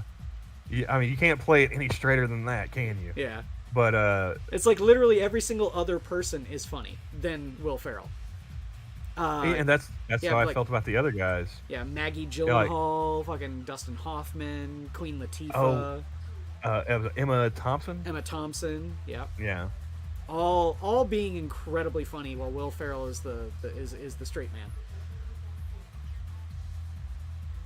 But yeah, that's how I felt with the other guys. Like everyone else was funny, and he was just, you know, until the end there, you know, like you know, Gator needs his gat. You know, to get to that part, like he's just playing it straight, and like, you know, and I apologize for my very plain wife. You know, yeah. It's like it's Eva Mendes. Like, what are you talking about? Like, what? Huh? So, and you know, Eva Mendes, another reason to hate Ryan Gosling. I'm okay with Ryan Gosling. It's weird to say, but I'm okay with him, because he's been in a couple of roles where I sit there and go like, yeah, okay, you did a good job. I'm joking. I don't hate Ryan Gosling, but you know, like, you know, I mean, you know, there's plenty of reasons to be jealous of that motherfucker. One of them being, you know, he's impregnated Eva Mendes multiple times. Mm. So. No, shit. When's the first time I saw Eva Mendes? Was it Too Fast, Too Furious? Like, it's been a while. Isn't that the chick in Resident Evil? No. That's oh shit, Michelle Rodriguez. That's it. Yeah. Okay. No, so Eva Mendes. Too Fast, Too Furious, or well, Fast and Furious. Any of the Fast and Furiouses, because Michelle Rodriguez. Too Fast, Too Furious is almost separate. Okay. Like the only constant from the Fast and Furious franchise in Too Fast, Too Furious is Paul Walker. Mm. You know, like they brought in Eva Mendes, they brought in Tyrese, they brought in Ludacris. You know, that's where Ludacris got his start in the Fast and Furious franchises, was Too Fast, Too Furious. Okay. But yeah, like the only thing that came back from the first one was Paul Walker. Oh, you know what? Another dumb, like, it's not a comedy, but it's a dumb movie, but I think is actually an underrated, brilliant movie. Smokin' Aces. From a film crafting standpoint, I think that movie is an underrated masterpiece. I don't know if I'd say masterpiece, but I'll give Joe Carnahan credit for that one. It was, a decently made movie. Yeah, I thought that from everything from it had action a really good scenes- cast. Oh, of course, yeah, it's a star-studded affair. I mean, you just see Ben Affleck get shot in the face. Yeah, in the first 15 minutes of the movie, like he's in there like one of the top bills, and he gets shot in the face and dies. That's right. It's so bold. That's why I love Smoking Aces. It's so good. It's underratedly really funny. It's a dark comedy, of course, but it's very funny. It's got it's got Tommy Flanagan in it. I'll get credit for that too. Tommy Flanagan got fucking Chris Pratt, Chris Pine. You had fucking Ryan Taraji Reynolds P. Henson and who was the other guy just recently died? Ray Liotta. Ray Liotta, yeah, they had Ray Liotta. Oh my god, it had Taraji P. Henson. Jeremy Piven. I mean, I think he did a really good, dude. I still remember to this day the whole if you want a takeout, to what? Incinerate? So you've got this like. What does this look like? A cinnamon roll. Really? Cinnamon roll? It looks like some Eastern European dickhead blew his load on a $12,000 calfskin jacket. But the trick question is that it's my $12,000 calfskin jacket. So you've got the semen. And it's just been working into the fibers for like an hour and a half. And if you want, I send out. To what? Incinerate? I mean... I did not movie. recall any of his lines from it. I remember more of him from Black Hawk Down than I do Smoking Aces. Oh, really? I really like Jeremy Piven a lot. I say, and of course, like PCU, Jeremy Piven, great in that. See, I remember him from Old School. I remember him from Entourage. Yeah, that's what everyone remembers him from. Well, I mean, everyone remembers him from that because his character is based off a real person. Yeah. Oh, all of them. It's based off of the Pussy Posse. Well, yeah, but I mean, well, after Obama got elected, more people, paid attention because that was one of, that was his chief of staff's brother that Jeremy Piven was playing. Okay. Yeah, so he's based off of Ari Emanuel, which is Rom and Zeke Emanuel's brother. Mm-hmm. That's a weird family. One goes into politics, one goes into entertainment, one goes into medicine. Yeah. And it's like, okay. And apparently, like, they're all shitbags. Yeah. Gross Point Blank, yeah. Love that movie. So, Martin, what have you been up to? After he sees him stab a dude in the neck with a pin? Professional killer. Contract killer, lead pipe cruelty. Look! I dropped out of school, went into the army, got into business for myself. I'm a professional killer. 10 freaking years, man. Oh, is it good? Yeah. Is there profit sharing with that? Do you get dental with that? Oh, what have you been doing for 10 years? Professional killer. Oh, good for you. It's a growth industry. Yeah, the dad. Just doesn't even look up from the newspaper. I adore that movie. So I was doing this thing in the Gulf, I was doing this thing in the Gulf years back. That's a movie that Polly and I bonded over because he really Grosse loves that Pointe movie. Blank? Yeah, he loves that movie too. Oh yeah, like you can't go home again, Oaken. You can never go home again, but you can certainly shop there. Yeah. Oh, did you ever see the sequel they made to that? I've heard about this, and I believe you were the one that told me about him. Is called War Inc. Yeah, and then there's another one too. Oh God, there's another one. Yeah, War Inc. was so bad. I can't believe they made another one. Yeah. Does it have John Cusack in it too? Yeah. Or? Yeah, John Cusack's the only recurring character in all of them. Was he hurting for money or what, man? Because War Inc. was shit. I don't know. They even brought Hillary Duff into it. Yeah, I don't know anything really about War Inc. I saw it once a long time ago, and it did not leave an impression on me. I mean, I saw it once and it just left a bad impression. I was like, this is supposed to be related to Grosse Point Blank. Like, yeah. None of like, the charm and humor from Grosse Point Blank was in that. There was no charm at all to it. It's just like, and it's like he's sitting there like throwing hot sauce in his eye for some reason. Like, what? Why? What? Huh? So, I mean, I can't believe they would make a third one in that. Yeah. I've heard the third one was supposed to be the one that actually is good. Supposed to be. Whoa. The one that is Grosse Point Blank was good. Yeah. Well, no, I mean, like, as the sequel. Yeah. None of them are going to be as good as Grosse Point Blank, but... I mean, just... you know what else, like, lent to the charm of Grosse Point Blank? It's the soundtrack. Of course. Yeah, all the 80s songs. There's you got nothing the better. Violent Femmes and Motorhead. Nothing better than taking a dead body down to the basement to burn it in the boiler than to 99 Red Balloons.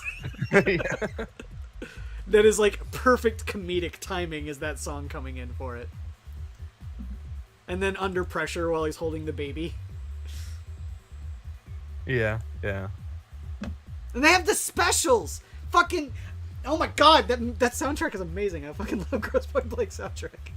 Yeah, like I said, what got me was like, you had the Violent Femmes and Motorhead, you know? I'm gonna say, here we go. I got a comprehensive list of all of the songs that are on the score and on the soundtrack. So we've got Blister in the Sun by the Violent Femmes, Rudy Can't Fall by the Clash, Mirror in the Bathroom, English Beat, Under Pressure by Queen. Mirror in the Bathroom, yeah. Queen and David Bowie. We got I Can See Clearly Now by Johnny Nash, Live and Let Die by Guns N' Roses. That's a great one too when they play that. Isn't that when he goes and sees the Ultimart? Yeah, well, I mean, they had that and Ace of Spades from Motorhead. Well, no, yeah, that was when he does the shootout. But what's really funny about that too is that it's the Guns N' Roses version when he's outside looking at the Ultimart, and when he walks in, it's the Paul McCartney version. Wait, what song is this again? Live and Let Die. Oh, yeah. Okay. Yeah. And then it's got We Care a Lot by Faith No More. Gotta love some Faith No More. Pressure Drop by The Specials.